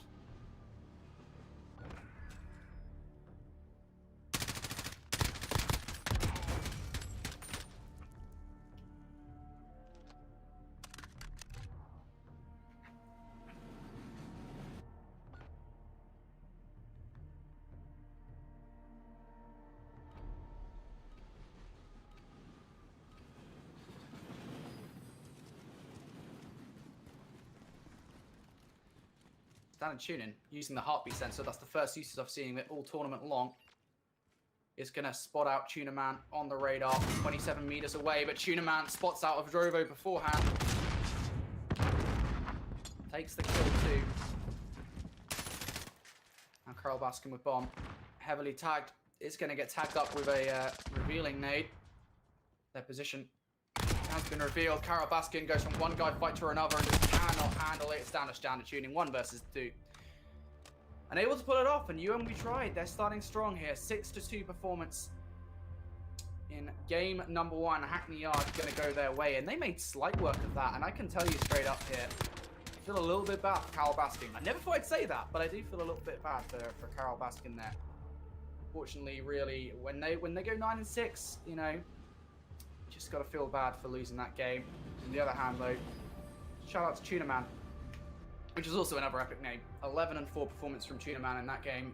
Real proponent as to why ABMedia were able to win map number 1. Well, they tried, and they definitely succeeded rather well with that map 1 victory. Now, though, we're going to go into map number 2. I believe it's going to be Crash, which is again, just like Backlot, is a very, very old map. Again, for all you classic Call of Duty fans, you enjoy the OGs. Well, this is a map for you. Crash, of course, is one of the OG maps from Call of Duty 4 Modern Warfare that was remastered for Call of Duty Modern Warfare, the 2019 game. Now, I will also say as well, Crash is just one of those maps that's been remastered like so many times, right? I mean, it was remastered. I think Nuketown will, of course, be like a map that's been remastered more. But Crash is, again, it's just one of the maps in Call of Duty history that's been remastered like time after time after time. It's an instant classic. It's in CoD Mobile. It's in, I think it's in the previous game as well. I'm pretty sure a variation of Crash was in Black Ops 4. So it's just such an iconic map. Everyone loves Crash. And of course, it's now going to be our map for map number 2. So without any further ado, let's get into it. Let's see if ABMedia can continue their dominance from map number 1. And I think for me personally, this is such a big switch, of course, because in series number 1, in that very first match of the day, we saw very, very close maps all the way through. I mean, we went to round 11 in pretty much every single instance. Now we're here, and a straight up 6-2 performance from ABMedia. It was such a great search and destroy too. So, round number 1, sniper rifle from one player. Yeah. It will be Karol Baskin. How skilled are they with this sniper rifle? Well, let's see. Kill switch with the bomb. Has a sniper of their own. This is going to be a sniper v sniper battle. We do love to see it. The AX50, a competitive Call of Duty favorite. Favorite for both Kill Switch and Karol Baskin too. Karol Baskin going to take a shot. Now, interestingly enough, Kill Switch has a suppressor on their AX50. Now, I will say one thing for sure. A suppressor on a sniper rifle, generally speaking, doesn't work all that well, like ever. And the reason for that is because, quite simply, the suppressing fire, the fact that you're silent with the sniper rifle, really isn't worth the trade-off for the range you lose on the weapon. So, to be honest with you, and the damage too. To be honest with you, I personally wouldn't go with suppressor, and that might come back to haunt Kill Switch as we go further on into the round. For now, though, they have, of course, drawn first blood onto standard tuning. Karol Baskin, though, sniper rifle of their own with a great response. See what everyone else has got. I think Verdro has a scar in their hand. Yevkin has an M4A1, but the sniper battle elsewhere has finally been won here by Karol Baskin. Kill switch has been removed from the round. Now, Yevkin has to retrieve the bomb and make their way towards one of these sites. And I think defensively speaking here, Akimbos have done such a great job that Yevkin, with 30 seconds left, really doesn't have all that many choices, I feel. Of course, as soon as they get into this alleyway, surely Karol Baskin's going to spot them out, and they will. MP7 in hand. It's only a matter of time now before this round is done and dusted. Yevkin, bomb in hand, going to go straight for the B site. It's being watched by Karol Baskin. And it is going to be an Akimbos winning again on the defense. Great sniper suppression from Karol Baskin. And I will say as well, great support from Overtrope. Close out that round. The XRK. M4. It was an M4 actually, a Scar. Not a Scar, so. Great kill from him to close things out. Now though, I'm not entirely sure why. There is actually players in the game, another set of players for who seem to have enjoyed the fight. B_Brooklyn and Big Time Crushers, I think that was. I don't know why they've joined the fight, regardless though. Oh dear, after that first map performance, maybe they Akimbos need this extra man. B_Brooklyn is here in the game, is just now sitting at the back of the map, which is a bit odd. But I guess we'll roll with it. Karol Baskin, they don't care. Gets that first blood onto Kill Switch, and again, I think that's such a big head to take. Yevkin and Tuna Man right now in what is a 2 versus 3, but essentially a 2 versus 2 here as Overdrope is out of the round. Yevkin put some shots down that might just bait Standard Tuning away.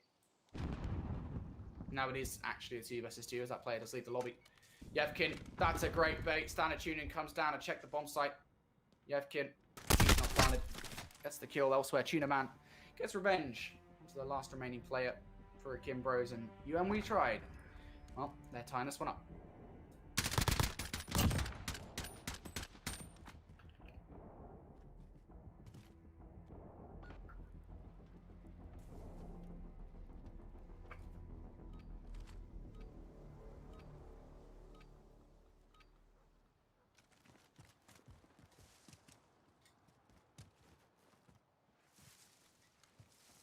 Akimbos now on the defense for the last round here.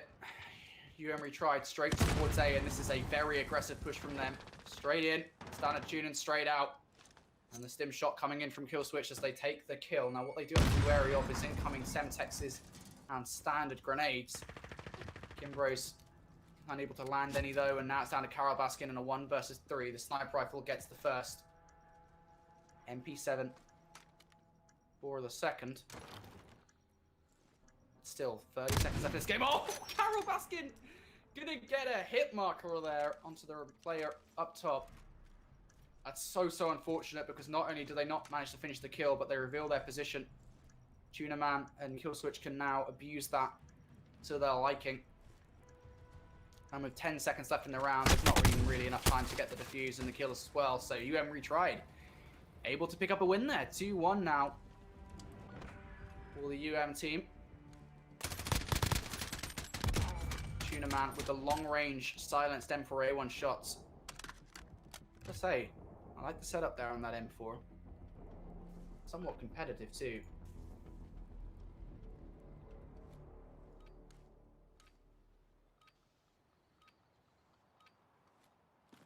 Now though,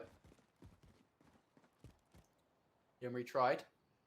They finish their offensive run with an advantage. Now they're going to have to try and keep it as they go towards the defense. Karol Baskin opens up an opportunity towards B. You can see on your minimap, number 7 and number 6.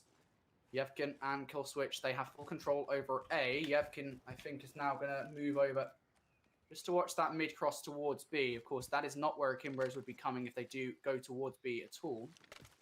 I think Yevkin knows that. I'm just going to sit in the corner. Now, in any normal situation, this kind of strategy, it's one that I would lament. I wouldn't be happy with this. Corner camping. It's not good, but I like it here. It's strategic. Yevkin ready to pounce on any player who makes their way towards the B site. I think Kill Switch may have just thrown Karol Baskin and Overdrope off a little bit too, as They take down standard tuning.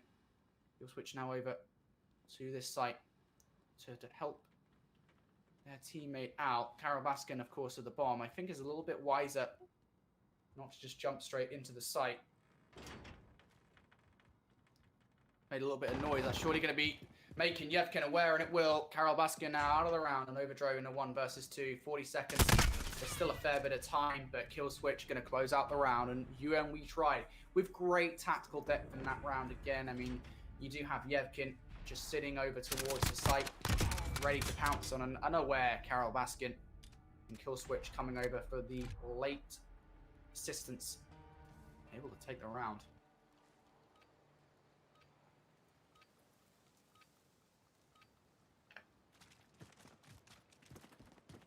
Now look.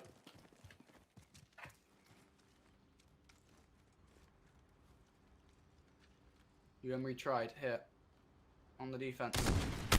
2 players over towards A. Yevkin has been assigned the B bomb site all to themselves. Gimbros. And they do in this situation. They're posturing for this A push. Again, the key to their success so far, I think, in both game number 1 and game number 2, with what little success they've actually had, has been down to this sniper rifle from Carol Baskin.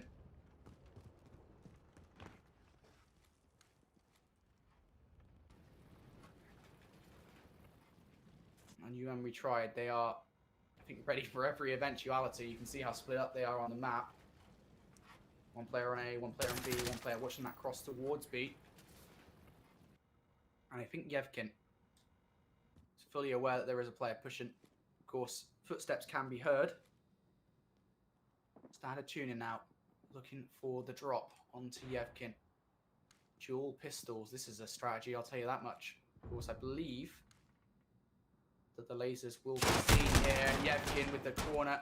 Standard tuning, making some shots, and actually does get away with their life here. I think that's key.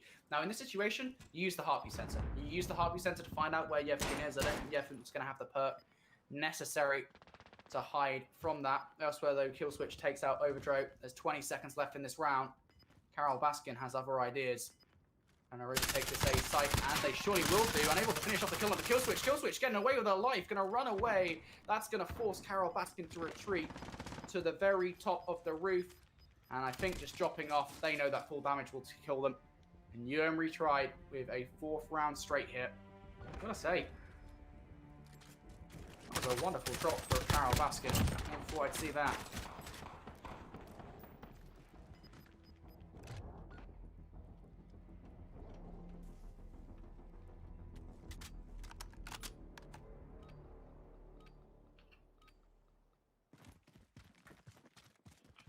Now look. Kimbro's here. On the offense once again. For the last time before we switch back. Standard tuning gets his first kill of the game. Killswitch now down to the count. Retried looking for a trade. They're not going to find it. Overdro instead is going to. Now Yevkin 1 versus 3. Does get the first kill, but Carol Baskin going to close out the round. And the Gimbros are not done in this one just yet. They do find their 2nd round on the board.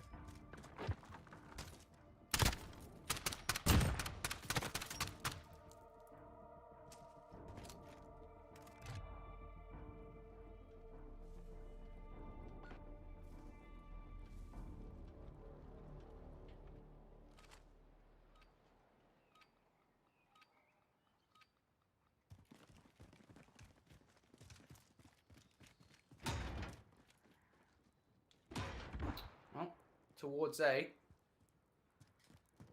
That's where retried are going. Killswitch with the bomb in hand is going to force standard tuning to retreat momentarily. Of course, at the very least, this bomb push will alert Carol Baskin and Overdro as to where they are. Carol Baskin with the sniper rifle going to pounce and Killswitch down for the count now. This should enable the Kimbros on the defense to get some recovery, but unfortunately it doesn't. Carol Baskin is out. Standard tuning out 2, and now does retried 1 round away from winning the series 2-0.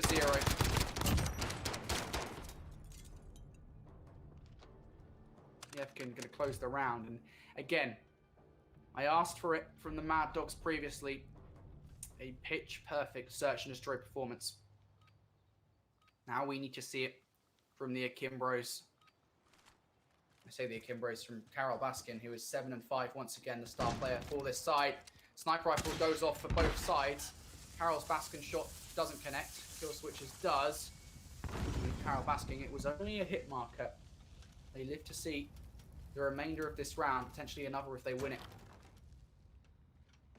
But UM retried. They are posturing for this A site. Tuna Man. That is a huge fight to win for Standard Tuning. Again, time to turn up will be now. Standard Tuning wins it with the MP5s. Those Julies from Standard Tuning, they really love it. Not sure it's the right play, especially when you've got an MP5 in hand and, well, walking right into the line of sight of the window isn't the right play either. Kill switch gets the snipe onto Standard Tuning. Now 2 versus 2 here. It's a Kimbro's advantage. Just dissipates right in front of their eyes. And to be fair, to UM retried, they essentially have a free plant on the A site. Finally going to take advantage of it. Yevkin gets his bomb down without any problems. Snipe comes in from Carol Baskin, unfortunately for Yevkin. Doesn't really connect. Overdro, though, looking for this kill with the Thermite. Not going to connect with anything. Kill switch is away. And Overdro tags himself with his own Thermite. That's so unfortunate because it enables Kill switch to get the kill with a pistol. And now Carol Baskin in a 1 versus 2 here against Kill switch and Yevkin. What can they do? Well, Carol Baskin gets the first kill. 15 seconds here to get the defuse. Throws a stun out. Isn't going to connect with Yevkin. Of course, Carol Baskin technically does have time to work with here, but they need to go right now. The pre-aim and the pre-fire, and it doesn't connect. Yevkin able to capitalize. And for the second game straight, UM retried are able to take it 6-2, and they therefore win 2-0 in the series and move on to round 2. That's unfortunate for Akimbros, and I will say unfortunate for Carol Baskin. Shout out to Carol Baskin. What a player. Never thought Carol Baskin would be good at Call of Duty Modern Warfare, and apparently they are. But very good snipes from them coming out on Crash. It just doesn't work out in the end. So unlucky for Kimbros. They fall out in the top 32. And of course, that means that UM retried, or retried again, because I really like that name, will be moving on to the final 16 and round 2. So congratulations to them on what was a great performance in map number 2, and a team performance of that. It wasn't like there was one standout player throughout the entirety of the series. Everyone played that part at various different points. For now, though, that means our second match is done and dusted here in the Activision Blizzard Media Agency Showdown. But we are not done with matches tonight. We're just halfway through tonight's schedule. We still have 2 more matches to come, and they are juicy ones at that. So don't you guys go anywhere. We've got more Agency Showdown action right after this break.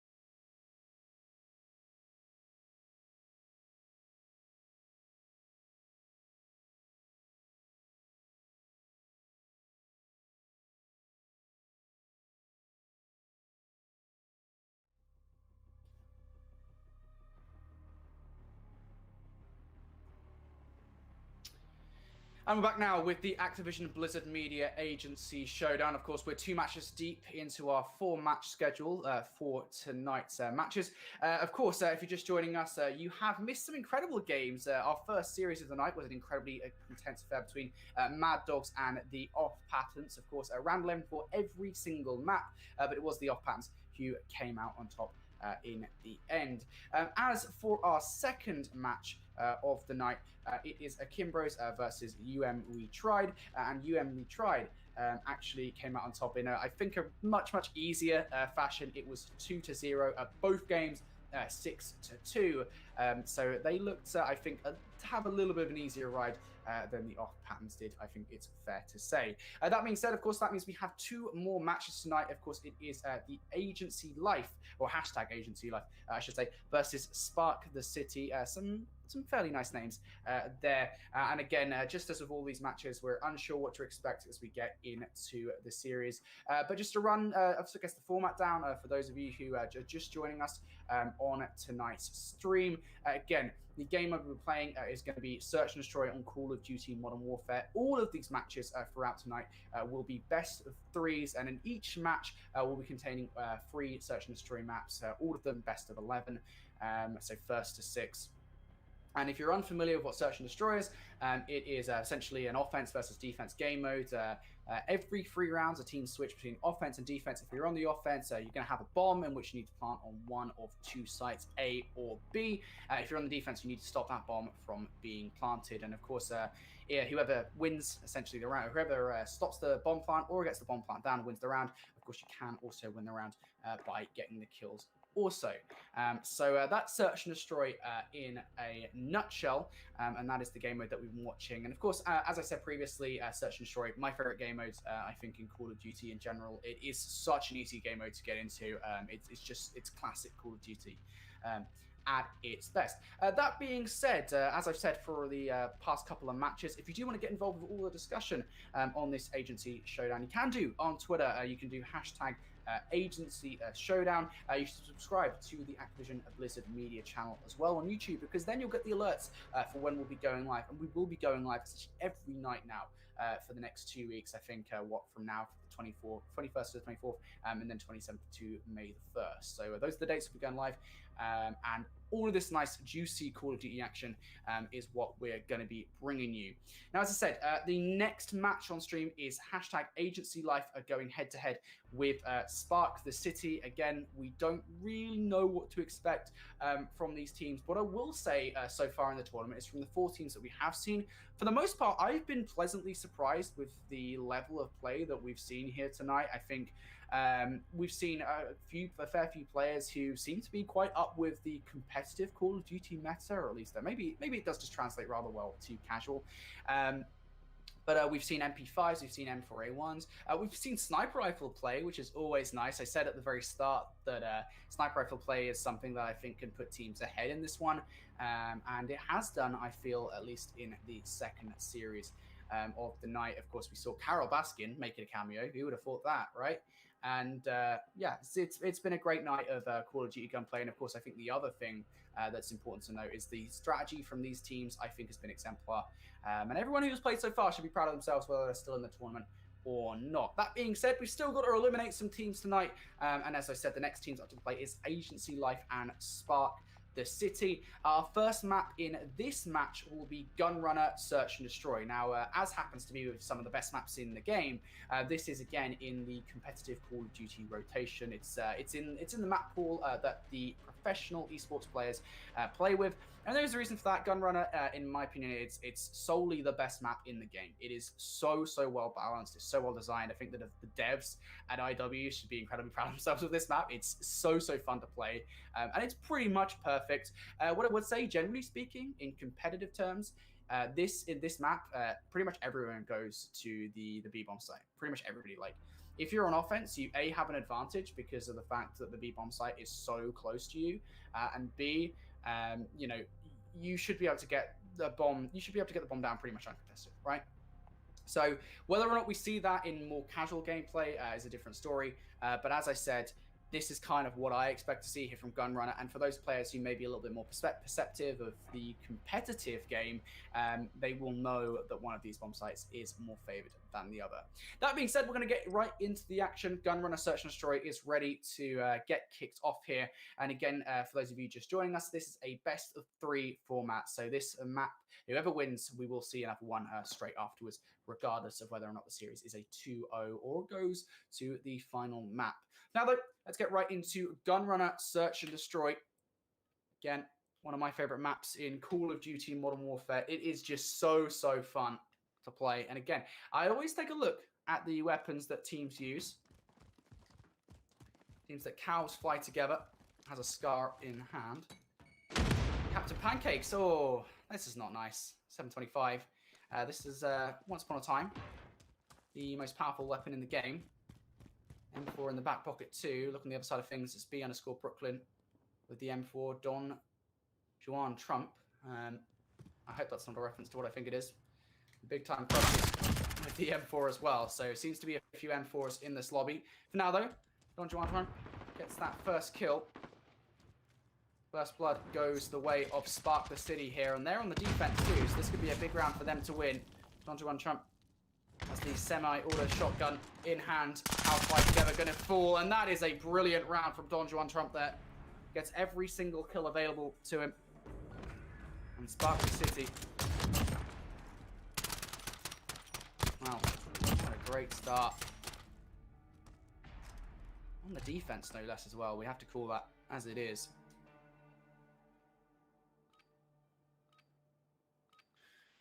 For now, though, Agency Life, well, they're right back on the offense. What site do they go to? Well, they're going straight through the boiler room. It would seem towards A. Cows fight together, gets that first blood on to Brooklyn, a headshot no less. And I think the real problem for Spark the City here, if anything, is that they have very little control over A. Now, what I will say is that Agency Life seems to have given up a little bit of control. Didn't move towards the A-bomb site quick enough, but luckily for Agency Life, Captain Pancakes is there, gets the headshot onto Don Juan Trump, and now big time Crushers is left up. All on his lonesome in a 1 versus 3. The AUG in hand. This bomb is going to go down, and that's going to reduce the time down to just 45 seconds in this one. Agency Life looking to pull off a flawless round. Big time Crushers. Doesn't even have dead silence to work with here. So all of these footsteps he's making will be noted. Going down from Big time Crushers. Surely he's going to be crushed rather soon though. And he is. Spark the City able to tie this one up at 1-1, or Agency Life, sorry. Able to tie this one up at 1-1. You're going to see the scar plate from Cows fly together. And that is a common position on the defense towards the A-bomb as well. You get up top with an AR or a sniper rifle. It's very easy to defend that bomb, and I love that play from Spark the City, or Agency Life, sorry.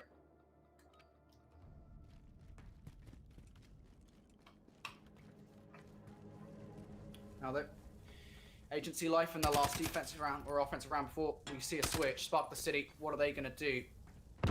Seem to have had Agency Life's number. You have to be careful though. Don Juan Trump with this semi-auto shotgun and the MP7. A bit of a weird combination, I will admit, considering they're both close quarters. You'd expect maybe a shotgun and a sniper rifle or an AR, or a sub and an AR.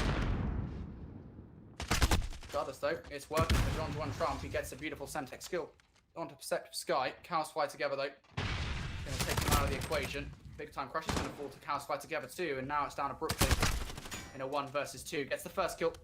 Second kill right in front of him as well, but Captain Pancakes, I believe that was a Claymore kill.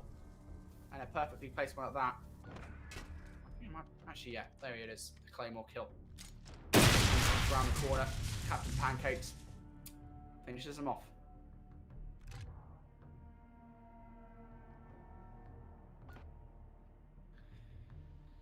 And after the first switch, it is Agency Life coming out on top. They're currently 2-1 up.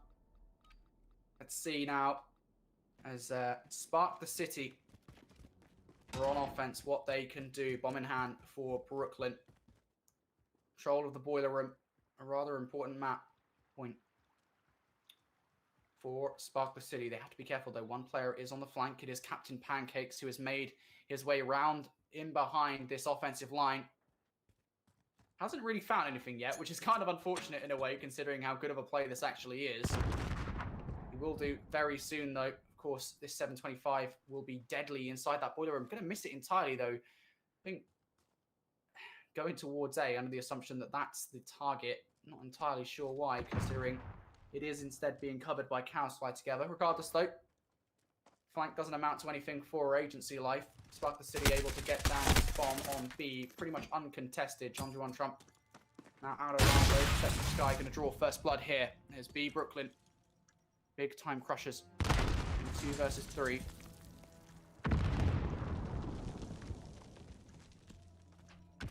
Brooklyn here has been stunned. Agency Life need to find a retake rather quickly. Big time crushers finally gets the first kill hit. Round 4.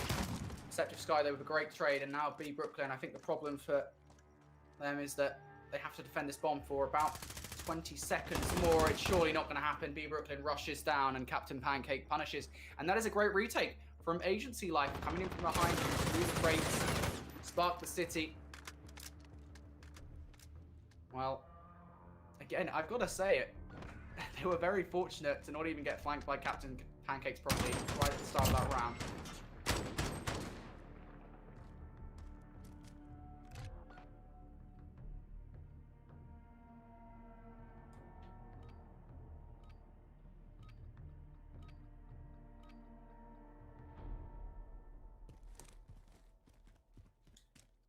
Now Agency Life on the defense straight away. It's Captain Pancakes and Perceptive Sky.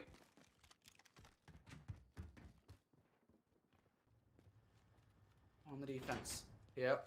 They're in the locker room. Not the best place to be to defend that B bomb site. Perceptive Sky is attacked pretty heavily, and that's a brilliant two-piece nade from Don Juan Trump.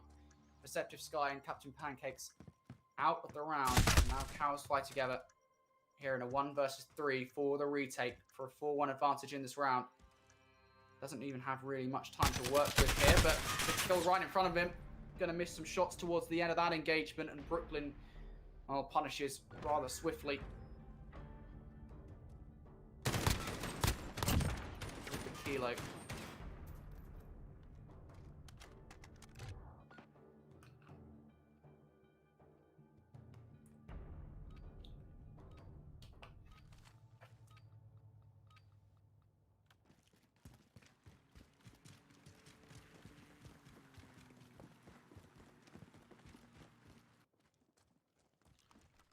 Spark the City now, straight towards this B site once again. The Old Faithful, you can start to see why this is so popular. And now Agency Life, I think, employing some of their streaks. 2 personal radars in 1 round. Captain Pancake's going to draw first blood with big time crushers. And now Spark the City have to defend this site. It's down to just 1 player, and Don Juan Trump. If you want anybody, it isn't going to be this guy. Cows fly together, though. Able to close out. The Molotov doesn't connect, but the shots do, and Agency Life now are going to maintain a 2-round advantage over Spark the City with the bomb defuse. You see this final kill cam now, I believe. Here, again, the molly goes out.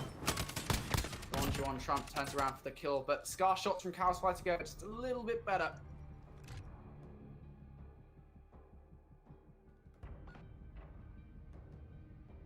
Now we switch again though. Remember guys, we're switching sides every 3 rounds here in this rule set. Spark the City, 2 rounds down in this one. They need a good start here. What can they do? They send Brooklyn towards the boiler room. Inside the office. Look at Captain Pancakes though, once again.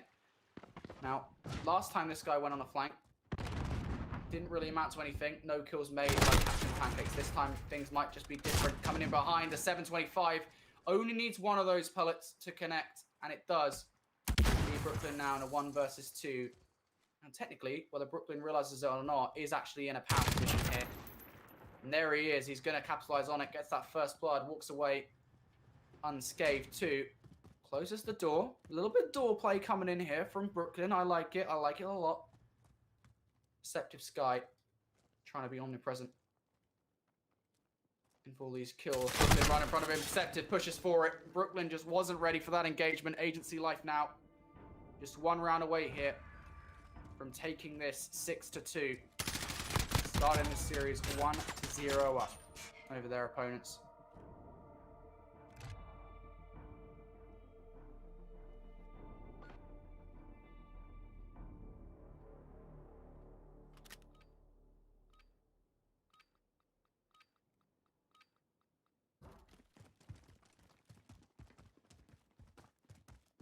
Agency Life now. As we said, 5-2 up. They're now on map point. Spark the City. They need a flawless search and destroy here. Going to need Brooklyn and Big Time Crushers to start to step things up. Don Juan Trump is the big player here for Spark the City at 7-5. Agency Life seem to be gearing towards an A push. Cows Fly Together might just be scouting this one out. Of course, if he plays this correctly, he should be able to catch Don Juan Trump off guard. And oh boy, almost does. The shots go down. Little of them going to connect though. Don Juan Trump actually gets more into Cows Fly Together than the latter does into the former.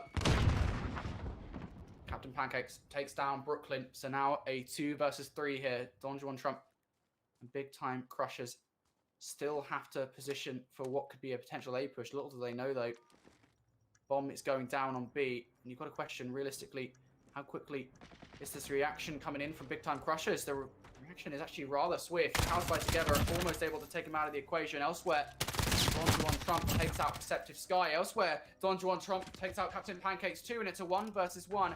Cows Fly Together could get incredibly unlucky right now. Their dead silence has been utilized. Oh my god, they're just dancing around this crate. Don Juan Trump goes for the kill. Cows Fly Together comes out on top. That dead silence seems to last for an eternity.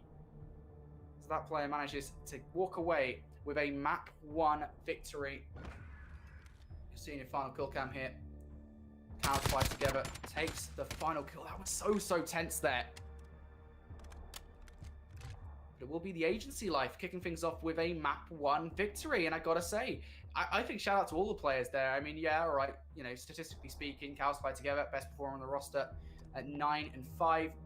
Clutched up in a couple of situations too. But I feel like all of the positioning there from Agency Life was really pivotal in their win in map number 1.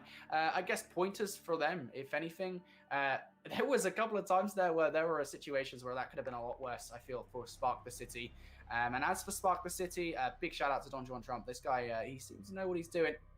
And Brooklyn and Big Time Crushers, unfortunately for them, I think they just lag behind a little bit there in map number 1.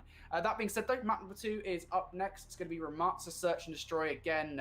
You guys missed a great cracker of a match earlier on. If you weren't here on Ramatsa Search and Destroy, it went all the way to round 11. Again, this is a big reason why this map is one of my favorites. That being said, I feel like it's a good idea to just get right into map number 2. Of course, 1-0 up is Agency Life. And if they do win this map, they win the series, they move on to the round of 16, to round number 2. And Spark the City will be done and dusted here because this is a single elimination bracket. There's no lower bracket. There's no double elimination. No second chances. You lose, you're out, you're done. So Agency Life here looked pretty good in map number 1. Let's see if they can have just as dominant of a performance in map number 2. We're moving to a fairly close quarters battleground. Ramatsa S&D. And the gunplay doesn't seem to have changed all that much. Now, if anything, I want to highlight Captain Pancakes here. M4A1. This player will be ready for those gunfights on the bridge towards construction. Will also be ready when they get to construction 2 with the 725 in the back pocket. Now, though, Agency Life, they're taking this one rather slow. And I feel like they've sent one scout towards B. That's going to be Cows Fly Together, just to see whether or not this B plant is possible, perhaps preferable. Spark the City, though, don't really feel like they have to do all that much on the defense right now. Perceptive Sky making their way towards A. And you can kind of see right now just how slow Agency Life are taking this. They don't really have any dead silence to work with, much utility at all. But Brooklyn, starting with first blood. Perceptive Sky takes a little bit too long to cross the bridge. Brooklyn punishes, and now Captain Pancakes left up in a 1 versus 3. Has to retrieve this bomb with 50 seconds left in the round. Spark the City putting together a flank as well. But this round might already be over. Shot behind. Brooklyn closes shop there in round number 1. It was a great performance. And again, that position up top construction where Brooklyn is right now on your final kill count, it is so deadly. If you don't cross that bridge in time, you're in trouble, right? And again, it is such a power position. You have an M4, you have a sniper rifle. You can essentially just watch construction. And do not be surprised if Brooklyn does that again in the next round. Started off strong. And well, surprise, surprise, Brooklyn seems to be posturing towards construction once again. Spark the City have spent the remainder of their roster towards B, and that actually is the right choice here.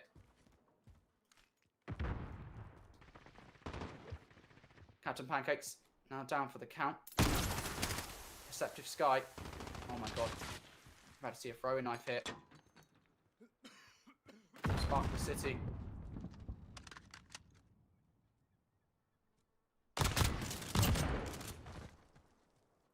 Now just one player here. Still Spark the City on the offense, still looking for these kills. Oh, dearie me. Spark the City going to end up winning that round. I love that aggression from them. Agency Life just couldn't really do anything in the 1 versus 2. Cows fly together. Just aims to pick up that bomb, but unfortunately just can't really do anything with it.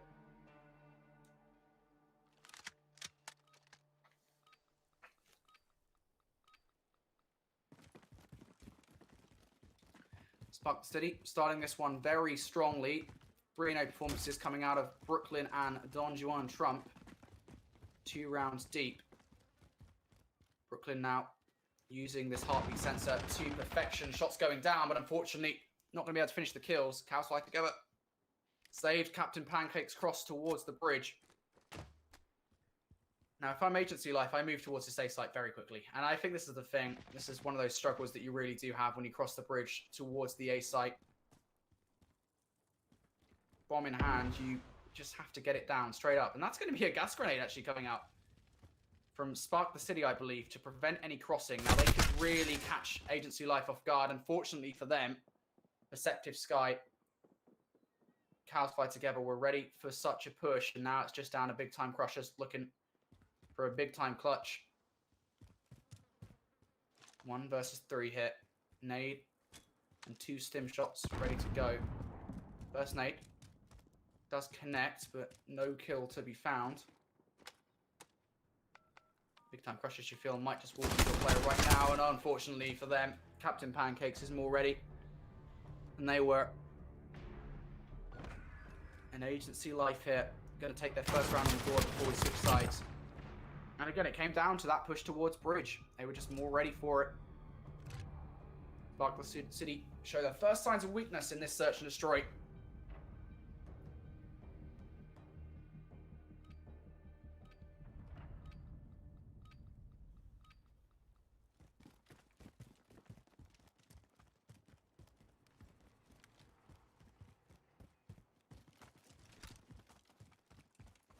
Now Agency Life sent 2 players towards A. They're expecting more of an A push. Unfortunately for them, that is not how this round has panned out whatsoever. Spark the City seems to be posturing towards B.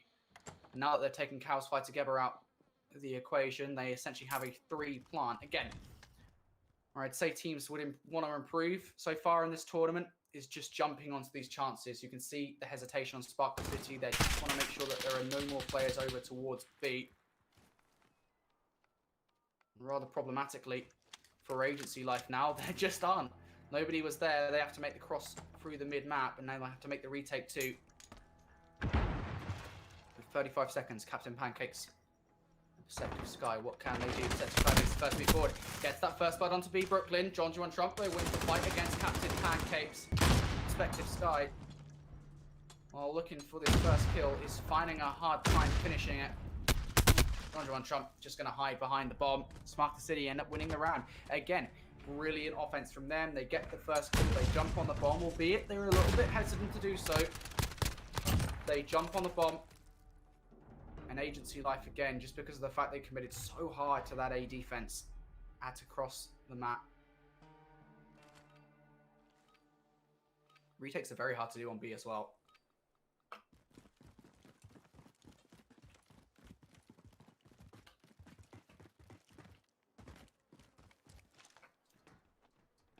Agency Life seem to be putting together the same form of defense here. Sparkle City towards B.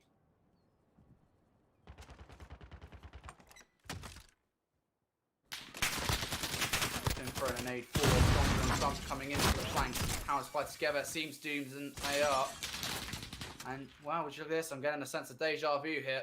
Agency Life once again have 2 players stranded over on the A site. Sparkle City have a site all to themselves in B. And that bomb will be going down right now. Now 40 seconds left on the clock here for Agency Life to make that rotation and make a more successful go at this retake than they did in the prior round, where they struggled before. They just lost this opening fight. They need to put something together here. Protective Sky are actually going to try and take down his own teammate. Luckily for them, friendly fire, I believe, is off as it currently stands. Brooklyn now down though. It's a good start, but again, only 15 seconds left in this round. Pancakes and Protective Sky, they kind of need to go now. They can't really afford to hesitate anymore. Donjuan Trump going to take advantage of that, but 6 seconds left in this round. Big Time Crushers able to win it and spark the city. They look so much better here in this search and destroy. 4-1 up. They look a lot calmer, a lot more composed, and these attacks towards the B site unparalleled.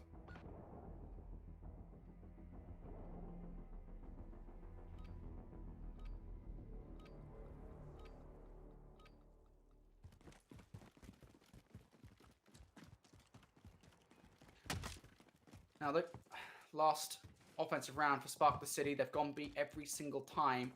Agency Life have had the same defensive setup for the past 2 rounds also, and it has seen Spark the City with a lot of success. This time around, Agency Life don't seem assured in their defense. They've stayed together, and it's worked out. Chaos Fight together able to get the first blood. Second, almost there for Captain Pancakes. Put some shots into John Juan Trump. Ends up flashing himself, though. That's unfortunately a very misplaced stun. The shotgun is going to get the second kill, and you look at where Big Time Crushers is. To defend this site is a big ask, but the positioning, this window is a power position. Gets the first kill surely, and it does happen, but the second is there. Powers flies together, able to pick up where Captain Pancakes left off on the defuse. And it will be a round for Agency Life here as they pick up their second.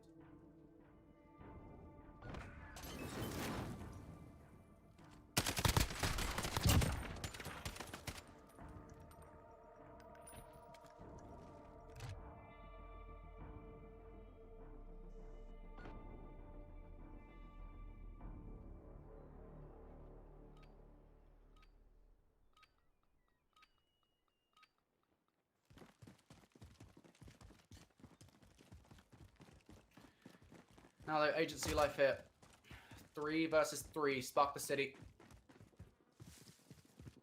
What can they do? On the defense, Agency Life now. It is a slow move towards the bridge. They have to be careful though. Brooklyn is up top and using this Modern Warfare's lean feature rather well. Fortunately for Brooklyn was so focused on getting the kill onto Protective Sky that Cows Fly Together is able to take him down. And now, well, Donju and Trump and Big Time Crushers in a 2 versus 3. Got to make their way across the map towards A. And, well, it's kind of like I guess a flip situation. Agency Life, they had to control over construction.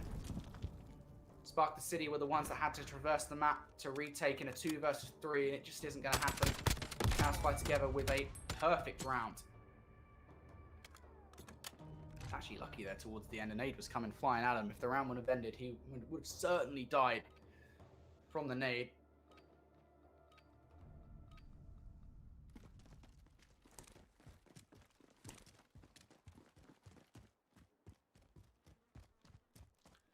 Now look, Agency Life once again with the bomb in hand, moving towards A, and just like poetry, Spark the City have sent one player towards A. This time around, though, things are a little bit different. It's Don Trump catches Captain Pancakes off guard, maybe a little bit more prepared. Don Juan Trump, it would seem, certainly reflects that. Like that in the KD department as well, as Don Juan Trump has 8 kills to their name. Brooklyn and Big Time Crushers 3 kills apiece. Don Juan Trump, undoubtedly the best on the Spark City lineup so far. House fight together though, takes out Big Time Crushers towards the mid-map. And that might just scare off Don Juan Trump for the moment. Semtex is going to be thrown out. That's surely going to connect, surely going to get the kill as well. Unfortunately, doesn't even get a hit marker. Don Juan Trump straight in for the kill. Cows fight together hides in the showers. And he needs to, because that was a dirty kill. Perfectly played from Agency Life. Cows fight together able to pick it up. And I got a feel for Don Juan Trump there. He had the better weapon for the situation. The MP7, of course, a close quarter gun. The SMG. And now, Agency Life here. 4 versus 4 in terms of rounds. Agency Life have managed to crawl their way back in this one, despite being 4-1 down. 3 rounds straight. It's been a great performance out of them, and it would be such a shame for Spark the City to chuckle it. That being said, they've gone for the same kind of setup they had last round. Once again, it is Don Juan Trump over towards this construction site. Over towards A. A little bit different though. Brooklyn is now in the mid-map. Has the heartbeat sensor. Surely going to call that out towards his teammates. Just 3 meters away is Captain Pancakes. What Brooklyn doesn't realise is Captain Pancakes is above him. That's not what the heartbeat sensor does show. Unfortunately, it doesn't show height, only shows distance. Brooklyn is going to spot out 1 player, and that's unfortunate for Spark the City, because I said that Don Juan Trump was the guardian of the A site. They fall. And now Agency Life in a rather precarious spot here. 3 versus 2. Brooklyn and Big Time Crushers have to come and retake the site. And again, this is one of those situations where you have the site all to yourself. Just get the bomb down and rock it, because you are just giving time for Spark the City to come retake. And Brooklyn is doing exactly that. Opens the door, comes in for the retake, is able to get away with a kill. Captain Pancakes with a great response. Has to use both of the 725 pellets there. And I don't think Agency Life even got the bomb down. Finally will do so. Big Time Crushers. Going to throw an aid straight to the back cannon. So, alright, fair enough. It's a strategy. We'll ignore it. Has to use one of his stim shots to regen for the next fight. No dead silence to work with, only an ammo pack. It's not really going to be helpful in this scenario. Try and retake from down the stairs. Cows fight together in the archway. Going to spot out Big Time Crushers. Uses a second sim shot for the round.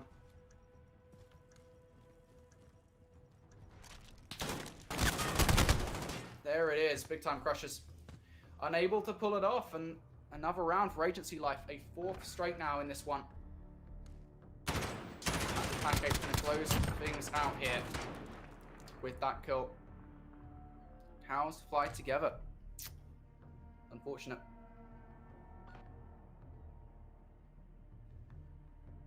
Agency Life now a match point in this series. Could be about to see our second 2-0 performance back-to-back in this one. And what a performance from Cows Fly Together. 11-4 in this one. Undoubtedly the MVP here. Spark the City. Haven't had nearly as much success. Don Juan Trump has been silenced in the past few rounds. And now even worse, Agency Life have a portable radar on the minimap. You also have an artillery strike too. That's not really going to connect with anything. The intent, of course, is to defend the B bomb site. But they don't need streaks. Captain Pancakes is doing it all with the 725 over towards A. Bomb has been planted though. Don Juan Trump is going to worry Agency Life for just a moment. Captain Pancakes now. Jump on a player, but no, B Brooklyn has to jump on him. 30 seconds now remaining in this game. B Brooklyn and Don Juan Trump now 2 versus 2 to just defend this bomb for a little bit more to push it to a round number 11. And it might just go the distance here. Perceptive Sky does pick up that kill, but still needs to get one and the defuse. Well, all the defuse, I should say. But I don't think Brooklyn will let this defuse go. Perceptive Sky's just got to jump on the site. I can see why you wouldn't, to be honest, but doesn't even have time now. He's going to go for it anyway, but again, not enough time. That bomb is going to blow up. And round 11, here we come. Our 4th of the evening.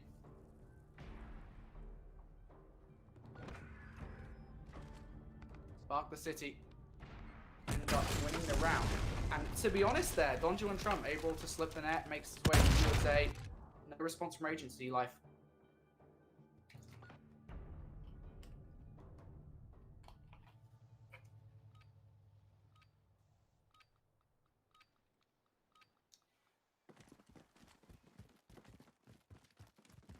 Spark the City now.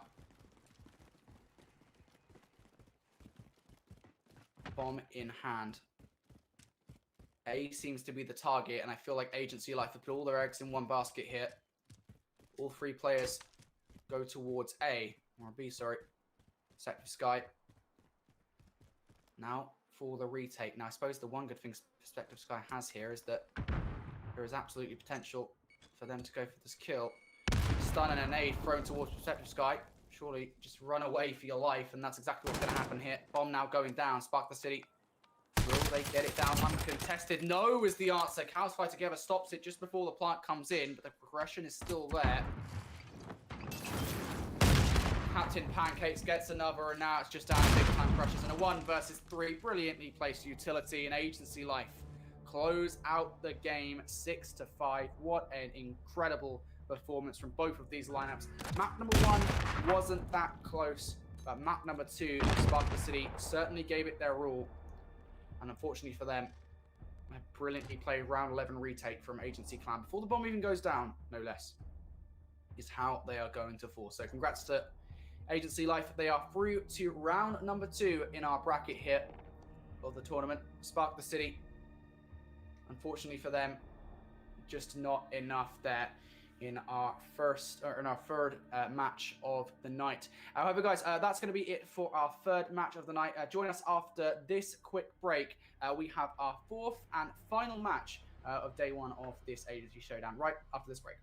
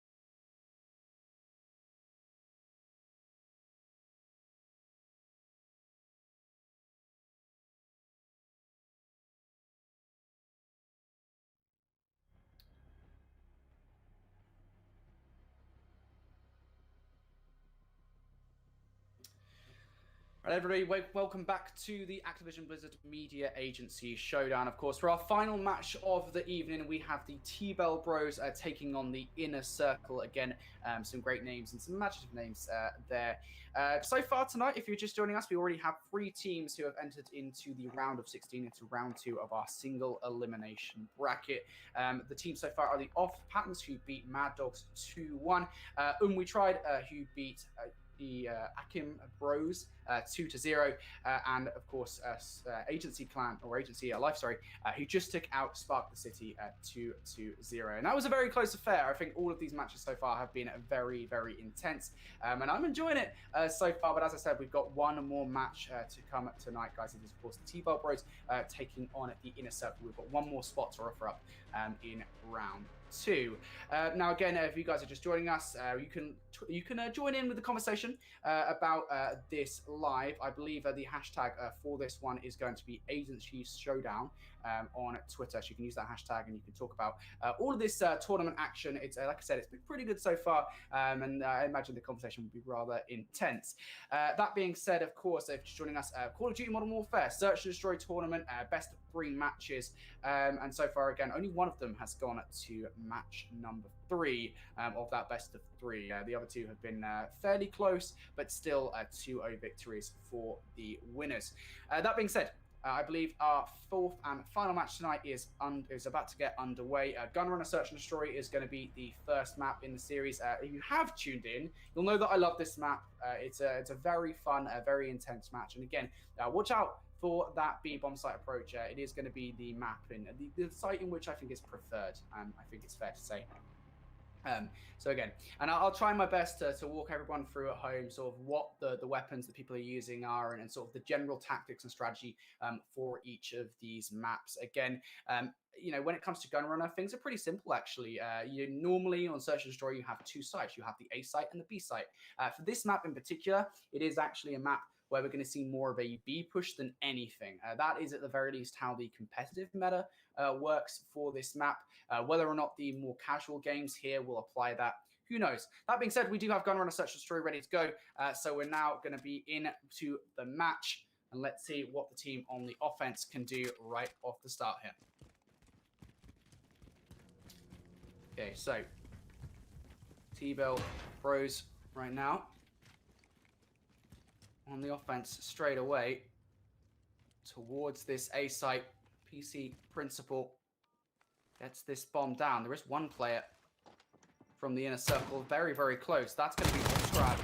Not really much of a response straight away, but finally there is one. PC Principal, though, with a straight response onto Valerion Madrid. Straight response. Oh, Olscrav picks up an incredible 3. What a retake there from Olscrav. 3-0 start from this player. And that is so well played. I thought I was watching competitive for a second there. Olscrav just turns and burns.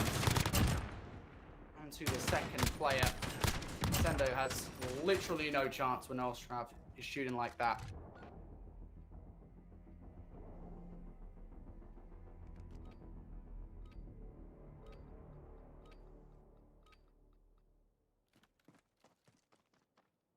T-Bell Bros now. Once again on the offense, and they're going to A, and there's not really much of a response here initially from the Inner Circle. The Inner Circle, of course, guarding B very closely. Works out in the end though. Voltage able to score first blood, and I'm going to call it Crouching Tiger. I get the reference, but we're going to go for Crouching Tiger hit from T-Bell. Now looking for a 1 versus 2 from Asensio against Olscrev and Valerian. Of course, Olscrev, the player with a deadly shot so far with the M4A1. Looks to be running the competitive setup as well. Certainly knows what they're doing. Asensio just has to win the 1 versus 2. Not going to do so. Comes around to check the bomb site. And I think there are better positions, to be honest, where you could potentially watch that bomb from a little bit further afar, especially with the MP5, which is actually quite a surprisingly long-range weapon for a submachine gun. But the Inner Circle, they are starting this one very, very strong.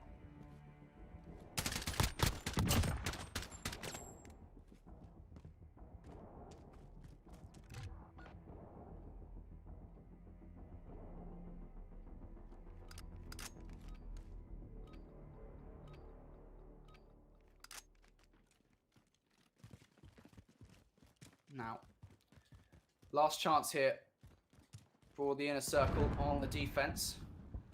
Keeping an eye on A off the start. For the first time, though, it is going to be a B push from T-Bell here.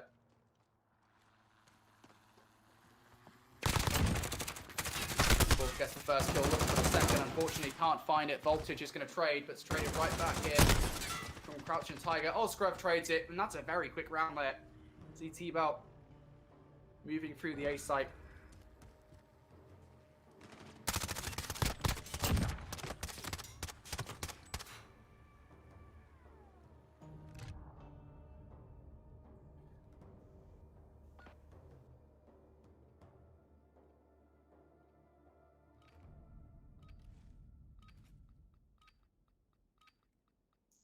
Now, of course, we've hit round number 3, or round number 4, I should say. That means we're switching sides. So now it is going to be the T-Bell Bros turn on the defense, and the inner circle. Well, it's on them to go for the offense.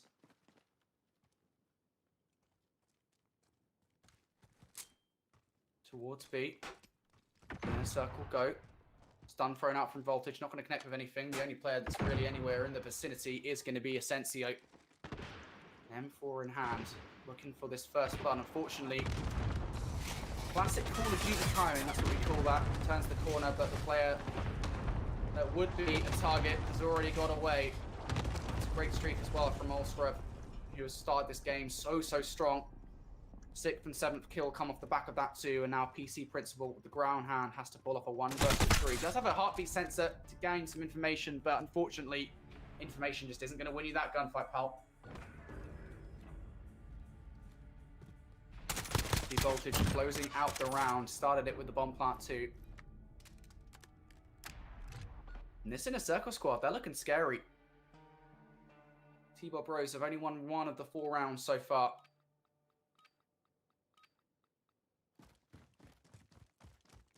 Now on the offense once again is the inner circle hit.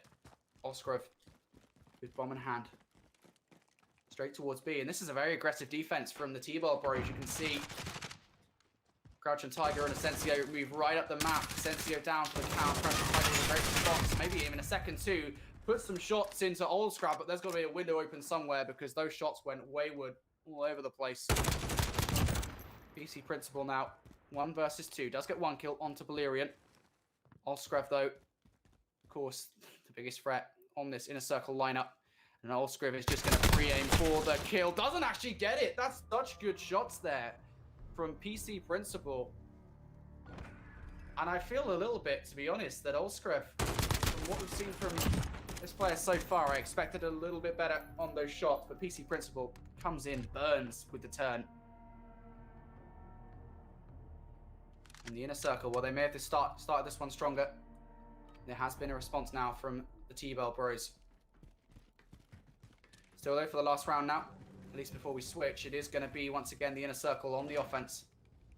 Voltage with the bomb in hand, straight towards A. Luckily, the T-Bell Bros, they know what they're doing here on the defense. Crouching Tiger and Asensio. First player's up to bat, but Voltage going to draw first blood. Asensio now out of the round, and Crouching Tiger could get the jump onto these players. They have to be very wary as well. There is one player, PC Principal. Saviors their offer coming on flank, but they have to be more wary. Crouching Tiger up front and a major threat. Picks up an incredible 2-piece. Voltage and Balerian fall to them. And now it's Olskrev versus PC Principal. I don't think Olskrev have a single clue about where PC Principal is. And oh, that's so unfortunate. PC Principal just doesn't quite want to commit fully to the flank under the assumption that Olskrev is watching. Newsflash, he's not. Olskrev comes around for the door, gets the best timing in the world. And the kill with it.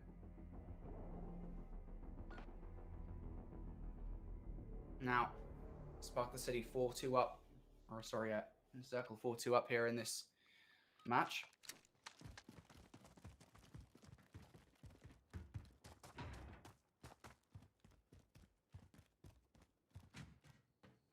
And the Circle have gone for a pretty traditional setup here on the defense. 1 player at A, 1 player at B, 1 player in the mid-map. Olskrev, the player at A, scaring off T-Bell Bros for now.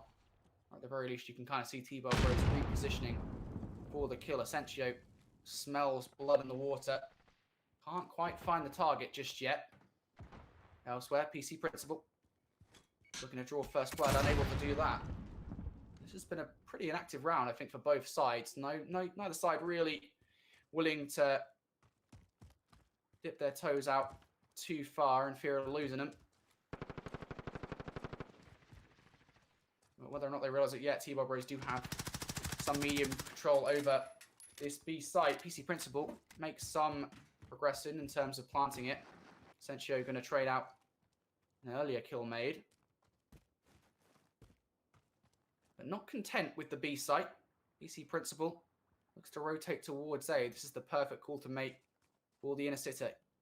Has Olskrav just seen PC Principal? I don't think they did. PC Principal did, however, spot Olskrav. A big kill to make. PC Principal, though, it's heard. Olskrav, he has a headset on. You can absolutely tell. And Asensio now in a 1 versus 2 against Olskrav and Voltage.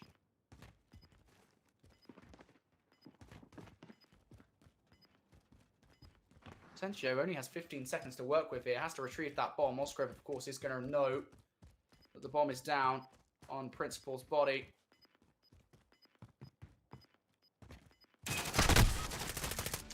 Asensio just can't quite pull it off. Not when the time is ticking down like that. That's a lot of pressure to work with.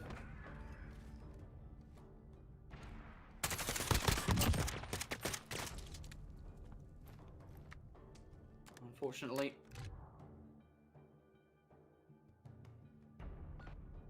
doesn't quite work out now, though. It will be back on the offense for T-Bell Tacos here. First ammo usage we've actually seen as a utility from Crouching Tiger. Full ammo now with this Grout. Trying to pull over to cut that first blood onto Scrab. That's the head you want to take, to be honest. And here we go. First sniper rifle, actually, from Crouching Tiger. To be honest, hasn't been utilized in the best position. And I think the biggest issue here for T-Bell Bros, they're 5-2 down, and the bomb has been left in a precarious place. You've got to go pick it up to win the round or eliminate Voltage and Valerian.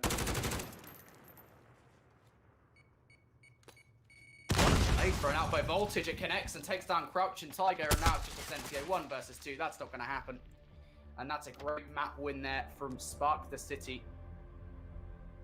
You're seeing your final kill cam, this retake. Sorry, from the Inner Circle. I got the podcast names the wrong way around, but regardless, Inner Circle, what a performance from them. You can see it.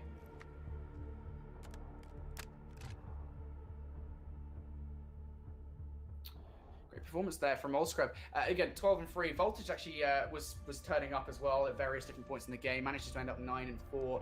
Great performances out of those two players. Of course, Valerian did also play a part. So massive win there in map number 1 for the Inner Circle. The T-Bell Bros, unfortunately, didn't really pick up much steam right from the start. They seemed a little bit uncomfortable with the performances of the players, and to be honest, I feel like shaken like straight away, right? When you're getting streaked in the way that they were, like what it was in round 3 or round 2 or round number 3 from Olskrav, it absolutely shakes you. So it's unlucky, I suppose, but they do have a fresh start now. Of course, we go into map number 2, and again, this is a best of 3 at the end of the day. So for all we know, the Inner Circle could come out here and they could absolutely perform in the next map, which will of course be a return to Backlot. And now this was the map we saw at map number 1, the very first map of the evening between the Mad Dogs and the Off Patterns. There, it was kind of a little bit awkward, right? I mean, we saw teams just run towards A pretty much straight away. They were wolf packing together pretty much all the time. So we'll see if we see a more varied strategic play here from either the T-Bell Tacos or the Inner Circle. One thing I will say is I'm very impressed with the Inner Circle. I think they are a very great team, and it absolutely showed there in that 6-2 performance on Gunrunner Search and Destroy. Without any further ado, though, let's get into this map. It will be, again, as I said, Talsic Backlot, which is the new remaster of the original Backlot from Call of Duty 4 Modern Warfare. And what a great map it was. What a great map it is. I still love this map to this very day. So we'll see now whether or not the Inner Circle could continue their dominance for what could be the very last map of the night here in the Activision Blizzard Media Agency Showdown. Getting right into it. It will be the T-Bell Bros with bomb in hand, straight towards A. That's where they're going.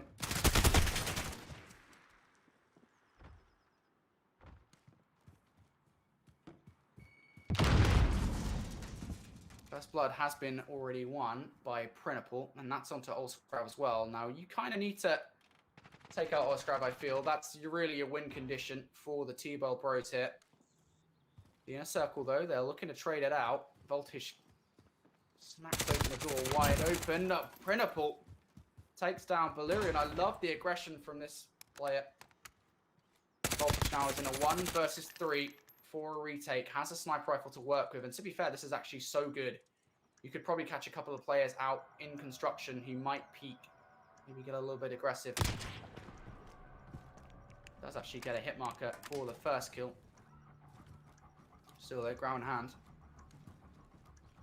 Has to pull off a 1 versus 3. Has to retake for this last 25 seconds of time. You need to go now if you're Voltage. You really cannot afford to lose this. And you don't.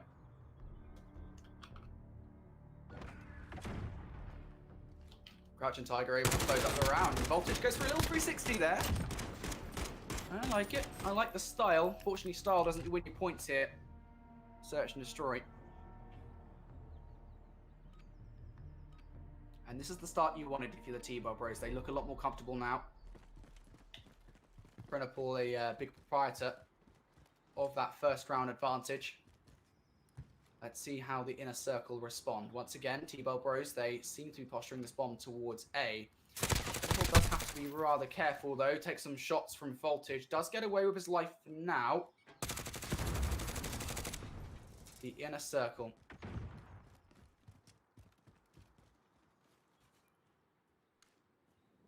Need to retake. Prinapal's just going to get this bomb down, and I like this active play from the T-Bell Bros. Bomb down now.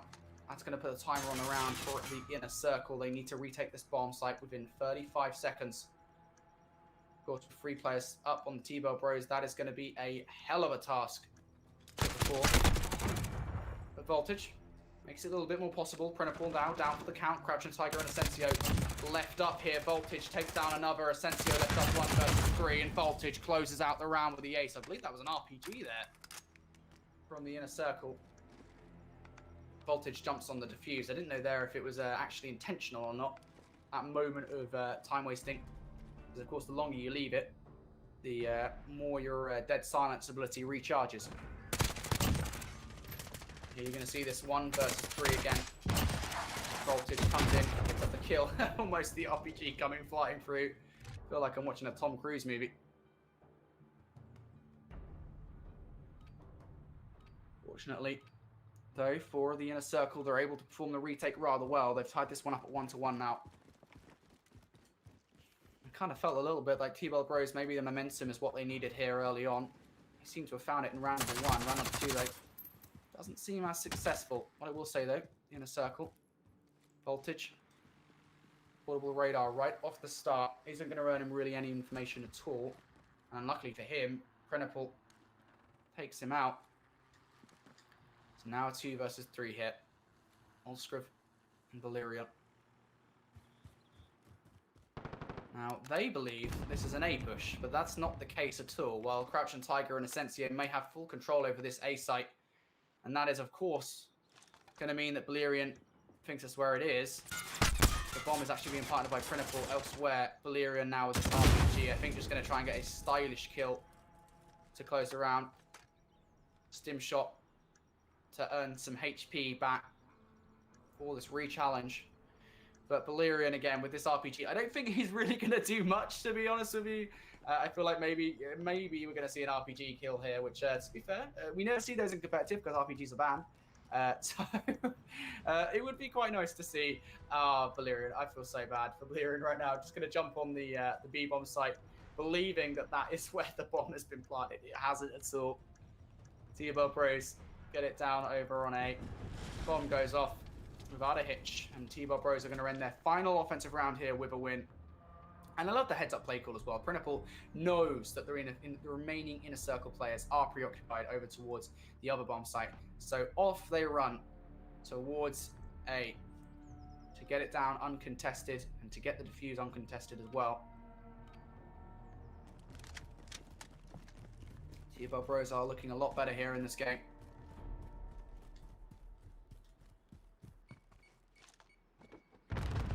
See if they can keep it up. The inner circle right now.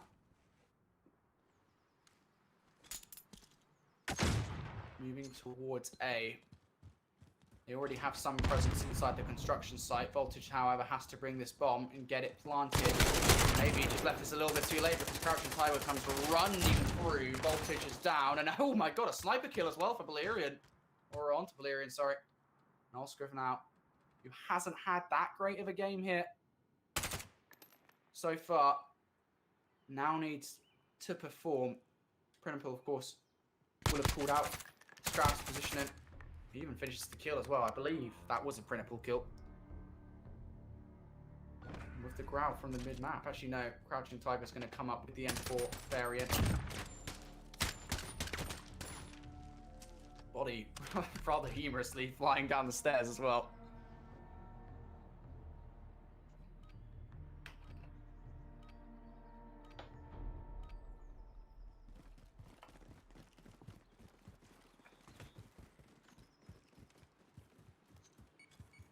T-Bell Bros built themselves somewhat of a solid lead here in round number 5. Now they're 3-1 up, but Voltage starts this round strong. Sensio down to the town, Printable with a great response.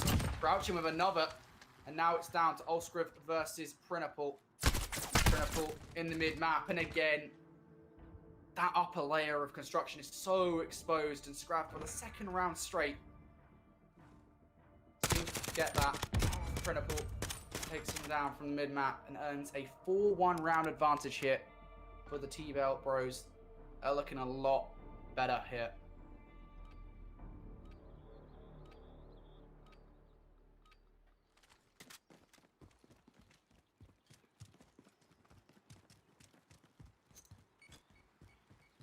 Now the inner circle, they're trying something different for their final offensive round before the switch. Straight towards B. They have to be careful though because Critical, I think, has sniffed this one out. Barely gets away with his life. Will get to regen. And at this point, I kind of feel like you use the heartbeat sensor. You whip it out to see where these players are. Instead, it's going to be a streak. It won't connect with anything. Unfortunately, the T-Bell Pros, friendly fire isn't on. Okay, so Crouching Tiger actually uses the streak there and then runs right into the middle of it. No matter though, Principal is there to pick up the slack. 7-1.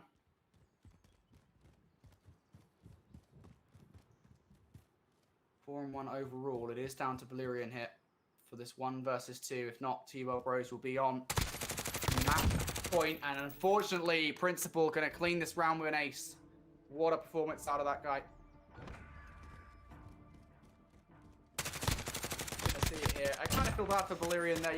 You have to retrieve the bomb and get the hell out of dodge pretty quickly. It's just not going to happen.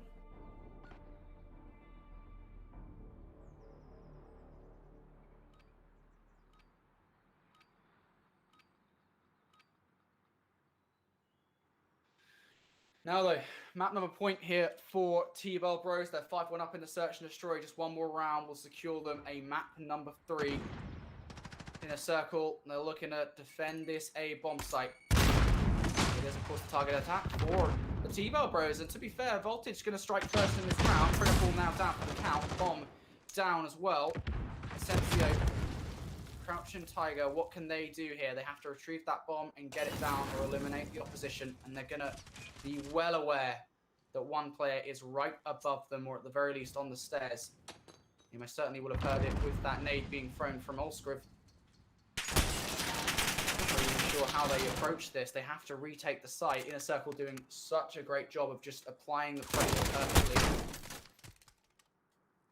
Balerian able to get their first kill of the game, and Asensio now in a 1 versus 3.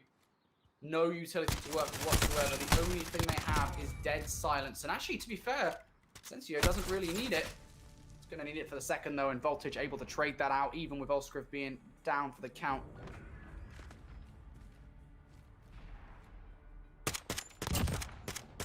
This Growl is extremely popular. Of course, one of the DLC weapons added to Call of Duty Modern Warfare and one of the very first DLC updates.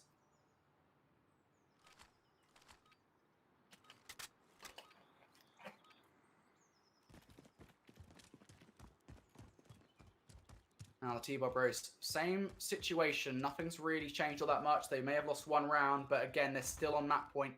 Still just one search and destroy round away from tying this one up. Forcing a map number 3.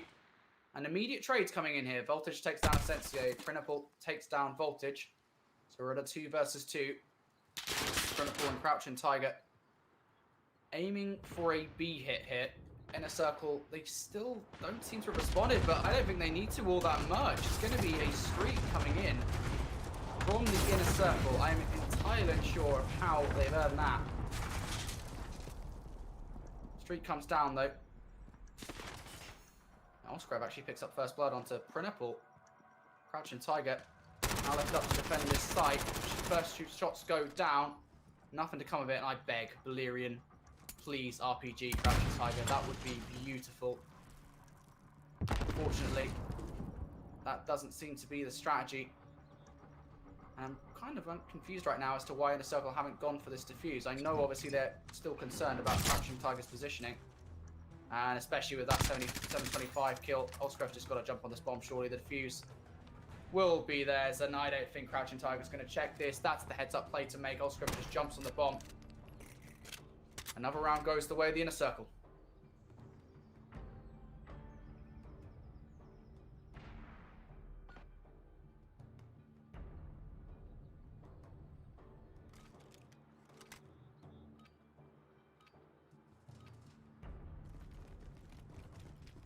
Now, though, once again, as has been the case for the last 2 rounds, T-Bar Bros, they just need the one last round. They have to find it at some point, surely. They do not lose a 5-1 advantage here. In a circle. A couple of the regs over towards A. They lose their last defending player towards B. Unfortunately, oh no, look at the mini-map. T-Bar Bros, they rotate through to A just as Inner Circle think that it's a B hit. That's so unfortunate. Maybe, maybe Prinaple's going to go straight towards B. I mean, this is a pretty weird situation to be in, but no, Prinapple recognizes that this is an easy A hit.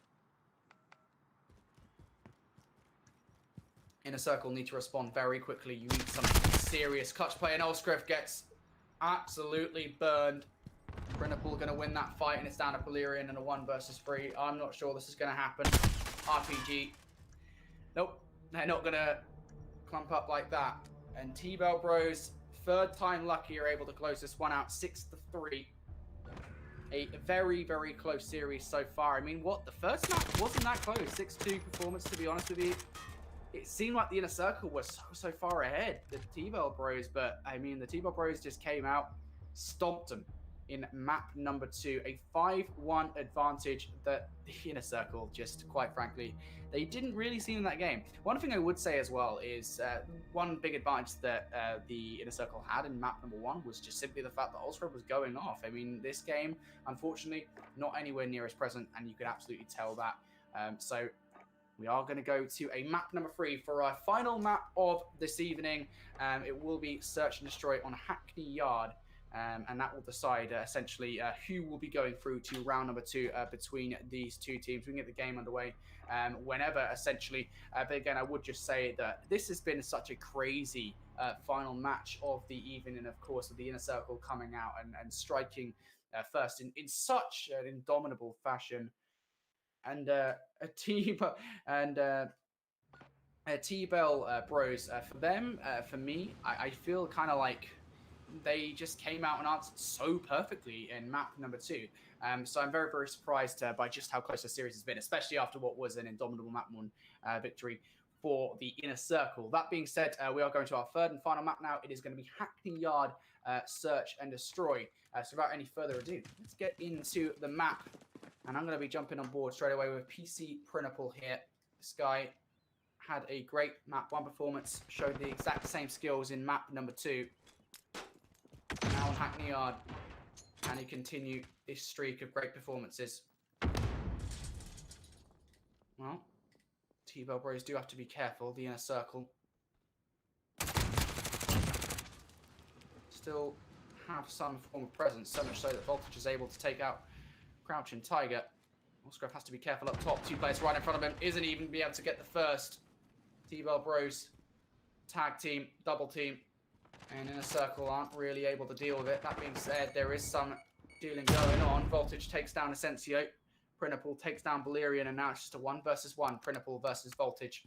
Voltage, he proved to be a much better player in the second map of the series against Printable, who to me is the foundation of this T-Bell Bros squad. Played so well. Printable gets the bomb down at A. Now Voltage has to find a retake from somewhere. I'm very interested to see where Printable goes on this defensive hold. He's going to sit in the corner on the heartbeat sensor. Oh, dearie me. Printable is just going to watch this entire push in through the eyes of the heartbeat sensor. Maybe not. Puts it away. Possibly at the wrong time here. Voltage, though, going to get away with that one. T-Bell Bro is going to start this round very strong. And then, surprise, Printable starts things off with a 3-0 start. And a clutch to boot.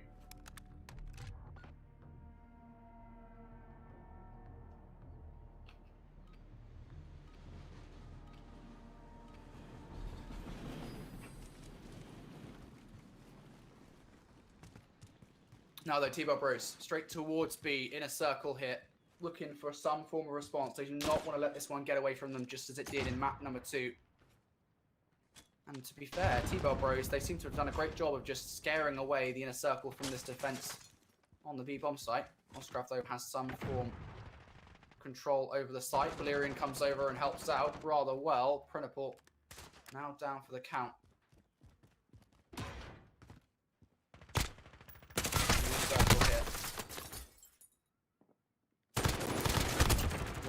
For some form of retake, and this has gone from bad to worse. They had a 3 versus 2, now it's a 2 versus 1 for the T-Bell Bros. Asensio and Crouching Tiger dealing with the situation rather well, and Olsgrove now has to find the aggression he found in map number 1. He has to find the confidence to just challenge everything. Right now, seems a little bit unsure of what's going on. Finally makes the play call. Let's move over towards A. Let's see what's going on over in this building. This could work out so perfectly. Dead silence has been popped. How has he not seen that player on the left? Oh my goodness, Asensio gets the jump. Alright, if you can call it the jump, I suppose. Heartbeat sensor from Asensio. That's why it took so long to get that kill. The M4A1.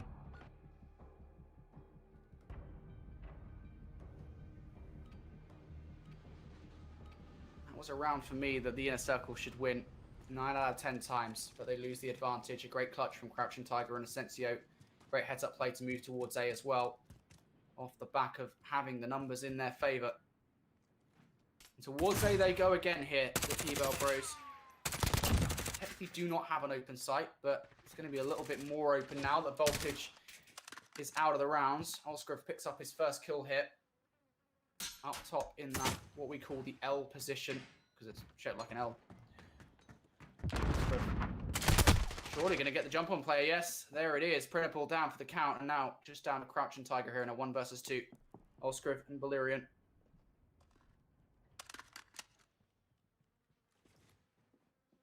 What can Crouching Tiger do? 1 minute 10 left on the clock. That is still quite a wealthy amount of time to work with. And the inner circle just have to use that time rather well to set each other up, ready for a trade. And I think the problem here for Crouching Tiger is Printable died in such a position that bomb just dropped right in the line of sight of Olsgrove and Valerian. And my problem with this here is that Crouching Tiger is running towards the B-bomb site. I mean, not having bomb. And all of the time I said that Crouching Tiger had. I mean, it's running out rather quickly. 35 seconds now. Crouching Tiger to do something. I think they just believed they had bombed.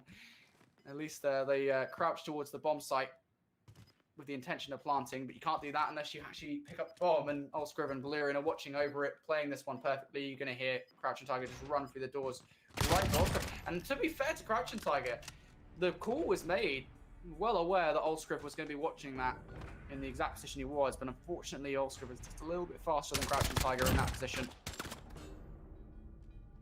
And around on the board for the inner circle here as we switch.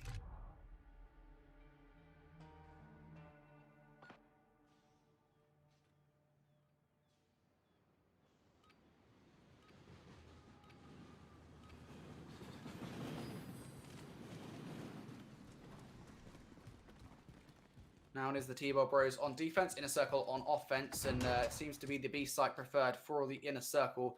There is very little defense off this site right now. Printable is the only player close who is really willing to do anything about it. First few shots go in, and they do connect rather well onto Voltage, but not before the bomb is planted. Now 35 seconds to get this retake. All the inner circle have to do here is just play the time, play the clock. As soon as it goes below 5 seconds, there is no time to defuse. Valerian dies though, and now it's just down to Olscriv in a 1 versus 3. Does actually get the first kill onto Crouching Tiger. Jumps up for the second. He's going to get it onto Printable, the third, right in front of him, Asensio. Still a little bit of dead silence to work with for Olscriv. 6 seconds, and Olscriv has won this 1 versus 3. What a great defense of the bomb site. Going to get too close there, damaged by the bomb, but regardless, what a win. The first kill with a 725, the second with the M4 onto the diffuser, and the inner circle clutch up in a round they desperately needed.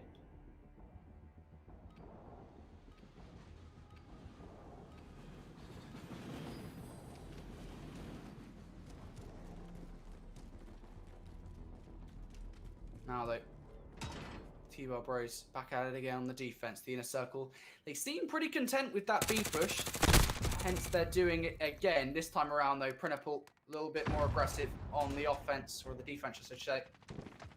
Valerian down for the count. Voltage with a great trade though. Crouching Tiger is now out of the round, and here comes a streak from Printable. It is clearly aimed towards that B site to defend it. Unfortunately for Printable, it is not going to connect with anything. 6 shells, and not a single one of them is going to take out an inner circle player. But here it is. Printable now coming on the flank here. He's popped dead silence, looking for these 2 kills. Inner circle not going to be aware of this whatsoever, and you feel Printable is about to get the hottest drop of 2020. Never mind. Olscriv just turns around, has no problem with closing that one. And it's as if Olscriv is just flicking a switch at any one time, right? He just finds this confidence out of nowhere to pick up these kills. This is the same confidence we were looking for in map number 1. He found it there, slipped up a little bit when it came to backlot.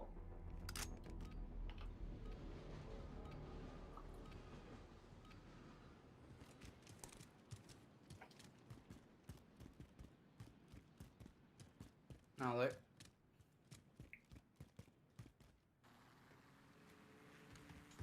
It is going to be the inner circle hit straight towards A. T-Bell Bros, they thought they were pulling off a rather well put together counter attack towards B.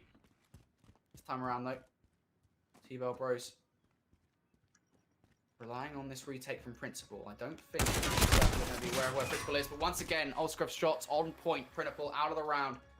And Crouching Tiger and Asensio now have to come with a retake. Not going to come from Crouching Tiger. Now down to Asensio in a 1 versus 3. Pulls out the pin of a Semtex. Not going to have the time to throw it. Inner circle now, 4-2 up. I mean, what a flick of a switch it is from Olscriv, who, again, didn't really start this game all that hot. It was a 2-1 advantage for the T-Bell Bros. And 3 rounds straight now, the inner circle, they have looked very, very comfortable. How comfortable do they look, though, on the defense? That is the question, because we are switching once again. T-Bell Bros on the offense, straight towards B, which I will add was the preferred bomb site for a long time. Oscrub with a well-placed nade takes out Crouching Tiger. And just look at Oscrub's KD right now. He knows exactly where to look. Asensio pops out this door. Oscrub pops his head off. Puts the first goal. Second in front of him. Brilliant two-piece for Oscrub. And a brilliant round win for the Inner Circle. Just one search and destroy round away now from taking this one.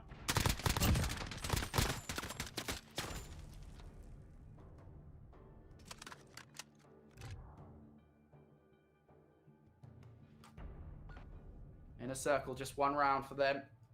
And they join the off patents. We tried an agency clan, or agency life, sorry. In the round of 16 in the Activision Blizzard Media Agency Showdown. Inner Circle, just need this one round. That's not the start though that they would have wanted. Printerpool does take down Voltage and Balerion. Now though it's down to Olscriv. The clutch of their career. 1 versus 3 to make. Does get the first kill, almost gets away, but Crouching Tiger aims for the head. Gets the kill. T-Bell Bros live to see another round of Search and Destroy.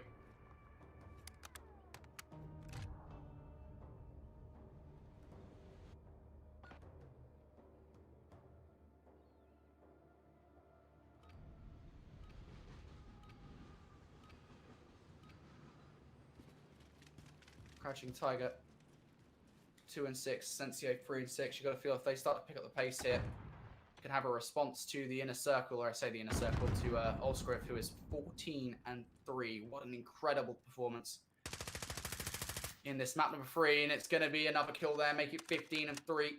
Printerpool down for the count, and that's just not the player you want to lose. If you're the T-Bell Pros, it makes winning this situation so much harder.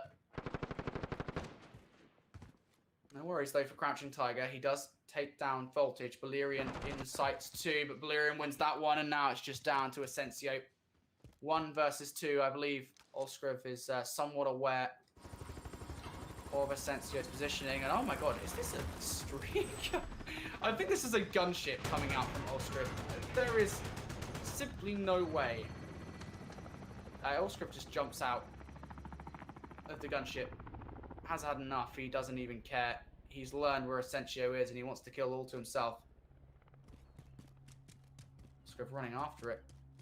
Matter of fact, now Balerion's going to know that that bomb's down, so I'm not sure why they're pushing for it. But now Balerion spotted him out. Asensio, the call has been made. Olscriv's just running for the kill, and with 40 seconds left, Asensio is being hunted. Okay, for the kill onto Balerion. The RPG that I wanted to be so effective isn't. Asensio actually manages the kill onto the first. Now, to 1 versus 1. There is actually a path here for Asensio to just grab the bomb and plant it onto A, essentially uncontested. But Olscriv, he's having none of it. Any second now, Olscriv just jumps up to this window, pre-aims A, and puts Asensio on the naughty step. See ya. Inner Circle. Gonna end up winning that one 6-3, and it was a very tense affair, especially with just how close map number 2 was. What a great performance that was from the T-Bell Bros, but unfortunately for them, that means that the Inner Circle are going to be our 4th and final team tonight inside the top 16, going through to round 2 here in the Activision Blizzard Media Agency Showdown. And what a performance it was from the Inner Circle. I gotta say as well, I'm very impressed with Olscriv, despite not maybe turning up in map number 2. For me today, if I had to pick any player, their performance on that last map, a little bit showboaty, I will say, bringing out the gunship and then just putting it away, a little bit showboaty, but we'll ignore that for the sake of just the fact that they had such a great performance. So congrats to the Inner Circle. They joined the off patterns. We tried an agency life in the round of 16. Of course, again, today isn't the only day of coverage for this agency showdown. We'll be back tomorrow around the same time, 4 p.m. Eastern, for more Call of Duty action here in the agency showdown. We'll have 5 more matches on stream for you guys, and we'll give you 5 more slots in the round of 16. So it's going to be epic. I can't wait for it. For now, though, guys, that's going to be a good night from me, or good evening, or whatever time it is in America right now. Pretty sure it's good night. But again, thank you to everyone for tuning in. Again, if you guys want to catch up with the tournament, again, you can keep an eye on the Twitter, which is going to be #Agency Showdown. And of course, you can subscribe to the channel and you will have a go live notification. Click the bell, a go live notification for when we do go live with tomorrow's tournament. Again, thank you to everyone for tuning in for day number 1 of this Call of Duty action of the Agency Showdown, and we'll see you guys tomorrow.